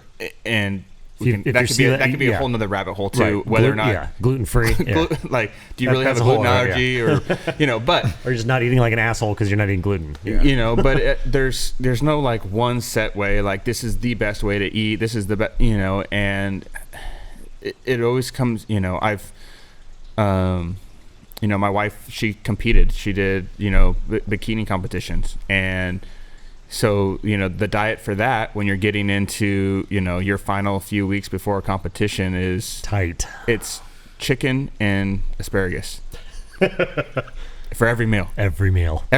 Like, and so we, as people that have been in the fitness world, that is one, not something that you can maintain for a long period of time. And it's not giving you everything that you need, that your body needs. And so, it's basically what it's turned into is we've kind of just morphed into, a way of, limit our sugars. Yeah. Right. Take those processed sugars out of there. Now, granted, I'm a huge treat person. You're a sweet guy. But it's limiting, right? The amount that you have of that. And, I'll eat rice. Cause there's ways of eating, not diets, but there's ways of eating that, you can't have rice. You can't have as long as you're not getting like super processed rice or the prepackaged, like it's in a bowl already, you warm it up and it, has a ton of sugar in it or Right. whatever. Preservatives and everything Right. else. But if you're making rice, grain rice, mixing it with, you can have rice. Right. It's a carb. Carbs, fats, and proteins. That's the way that it's I been. go through a ton of it. Yeah, every day. It's the way it's been for years, right? Yeah. So If I really wanted to get more view, I just have you take your shirt off and just be proof of the. It's like It's a little cold. it's a little cold. No, It's a shirt, yeah. not pants. So But I mean, the point. I was in the pool. But to that point, it's like eating that way versus a ketogenic diet or Atkins or whatever the thing. Performance-based eating with performance training leads to a performance-based body with aesthetics that most people would be pretty happy with, right? Mm-hmm. Eating for aesthetics alone without the training doesn't work, which is to the point of the word diet. It's like Unless you're starving. Unless you're starving. Or the keto one is funny because I remember even asking, he was like, and you got pretty well versed in like how the structure works, but you know the science behind it. It's like, right, if you have one meal, you're now out of ketosis for a long period of time. Yeah. And so all these people that go on the keto diet, it's like, oh yeah, but I have my cheat day. I'm like, then you're not on keto. Like, or you're not ketogenic. You might be on the diet, but it's And like it's so easy to get out of ketosis. You can eat too much protein and get out of ketosis. Right, Because exactly. it's going to metabolize into... Exactly, because your kidneys are like, oh, cool, we're going to store this as glycogen, and it's like, and it's over. But no one tells you that. No. Right. Well, Oh, or unless they you- think yeah. that keto means eat exactly how you are, but add a ton of fat to it. Right. Because fat burning. Right. Yeah. Right. Fat's lipophilic. If I eat more, it will all burn off. Well, to a point, yes. But the keto thing is funny because that's the one that is the new hotness. Like everything's gluten free and keto now. It's like Or carnivore or vegan. or carnivore or vegan. Well, when Game Changers came out, I was like, That's not even... oh dear Lord. Like yes, there are components of that are true. We have very smart people who are friends of ours that train, that bought into that hook, line, and sinker. I'm like, Give it time. Yeah, no, exactly, right? Give it time. And so this is why it's a good parallel, because I kind of know, obviously I know both you guys, but I kind of know how he eats all the time, and I kind of know your norm and then your kind of trials of other things, and sustainable, consistent, produce results, knows what's going on. You've tried different stuff for different reasons to support other people too, but the diets just don't work. They produce a result for a small period of time, but you've got to have the balanced plan. You got to have, don't eat like an asshole. Don't eat cake all the time. Eat some cake, but it's the commonality there is protein, fat, carbs, all in the right balance for your workout load. And that's what we end up coming back to every time. Right. Because you go off of it. Yeah. Well, the thing not to forget, like we already said, with any hard science, you have to define your terms. So what's better? Does it mean burning more Right. calories? Or, there's people that go on keto not because of calories. Right. There are studies, again, I can't cite them, but I'm not a Google. keto zealot, so I'm not really that worried about it. But there are studies that say that a ketogenic diet can be better for people with epilepsy or some order Yes, autoimmune disorder. There are people that have food allergies that basically go on an elimination diet where they do carnivore, Right. and it completely eliminates whatever they were having that reaction to, and then they can start reintroducing to stuff. figure out what it was. It's like a lazy, it's like a lazy elimination diet. Yeah. But all that to say, there is no one diet that's better, depending on how you define better. And if the only way that you define better is, are you evening out your calories at the end of the day, and are you losing weight? Well, there's other facets to think about that with. But or you getting can do cut. any single one of those diets, and you can fall into your caloric balance where Right. you're not gaining weight. And it's just a matter of figuring out what's better for you. A lot of people go keto because it's easier. It's more satiating. I briefly kind of did the carnivore thing more just out of curiosity. Yeah. I don't feel like it made that big a difference other than I had to poop a lot. It's really easy to eat a steak or something and you're pretty satiated. You don't need more food, and people, fat just melts off people when they do that. Right. Is it ideal for performance? Probably not. Yeah. Could you survive and actually be pretty healthy doing it? Probably. Yeah. Could you be vegan and supplement and be relatively healthy? There's totally a way to do it. Yeah. It requires, being kind of smart about it. But all that to say, none of these diets are necessarily better than one form or the other. Yeah. It's just a matter of figuring out what works for you. Which one you can stick with and move forward with. So awesome. Closing thoughts On this subject? on everything. Oh, shit. Anything we missed? We've been talking about this for 2 weeks. So Yeah, no, I don't. Supplementation. Well, we'll get into that next time, I guess. Yeah. But all right, so easy one. Desert island. You can take one supplement with you. creatine. Okay, come back to that. I didn't have to think very much. I about noticed. it. He knew right off that. Oh, that's a good question.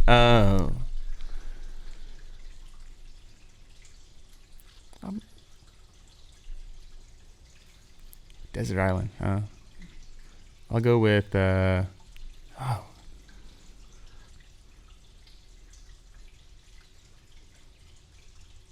better be good. I know. Suspense is killing No, me. I'm thinking. Suspense is killing me. I'm thinking like aminos. Okay, BCAAs. Yeah. Yeah, that's what I would take. Okay, so creatine. Why? Well, one, I mean, I think they're like amino, like leucine. I think there's value in that, depending on what you're doing. But if you eat proteins with a relatively high leucine profile, you're probably okay. I was trying to figure out what What source of proteins yeah. were going to be on this island. Whatever source. Whatever. You put way more. I was thinking like an island where I have everything else I want. But just Yeah, exactly. I just have to take one. I can only take one I thought supplement. it was like, Do I have beef? Survivor? We're going on Survivor. We're on island. Do I What are have you bringing beef? with Sure. you? Yeah. Sure. Do you have fish? Yeah. Okay. Turtles. Whatever. Yeah. So you take creatine. well, I mean, because the benefits of creatine. I mean, there's a mental benefit. I mean, anything that affects your mitochondria is going to affect everything. Right. So, And you almost can't eat enough red meat to get enough creatine that would be not really. No, bioavailable. not the same Yeah. as supplementing like Yeah. 5 grams daily or Right. something like that. And that are you No. 5 to 10 grams? You probably 5 to 10 grams depending on the day, right? I'm like I have like a 10 gram scoop and I get it almost full and just Straight shot. dry it and then wash it down with some water. Well, you also do the general supplements too. You don't do the name brand stuff, right? Yeah, I just get it in pure. It looks like a bag of Coke because it comes in this big white bag that's just white pure powder. UPS is like, you all right, bro? It says 100% pure on it. But I've done that with leucine before too, and it's I wouldn't recommend. It tastes like burnt hair. It's the weirdest taste. Have you tried pure arginine? No. Okay, so arginine back in the day before it was in like NO Explode and all that kind of stuff, the only way you could get it was as a legit, just pure supplement. It tasted like dead fish left in shoes. Like it has the most like It's very specific. It's a rotten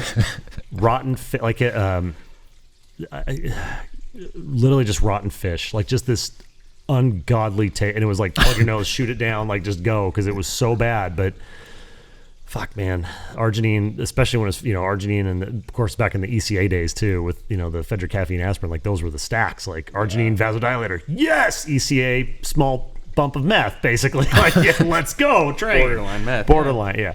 So creatine for you, BCAs for you. Why BCAs? Because I know my answer, but I asked the question, so of course I know my answer.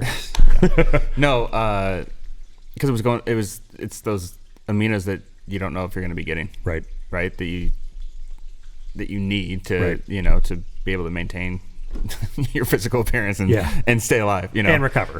Yeah. Because we're probably going to be doing a lot of manly stuff on this island. Oh, totally. Like Totally. pull-ups in the Shirts off. trees. Yes. obviously. Yeah. Cutting down trees with our hands. Yes. Yeah. Like drag racing, dolphins in the surf. Yeah, totally. yeah. Like, let's go. No, I totally agree with the BCAAs because the amount of food you have to eat to be able to get there, pretty hard.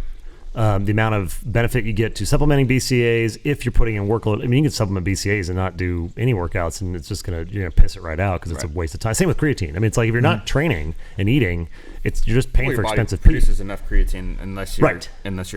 putting that excess demand on it. Right. And dry scooping 10 grams is pretty solid demand, But the for me, the BCA is because the non-pharmacological way to recover the fastest and get unsore is if you're not on BCAs and supplementing consistently.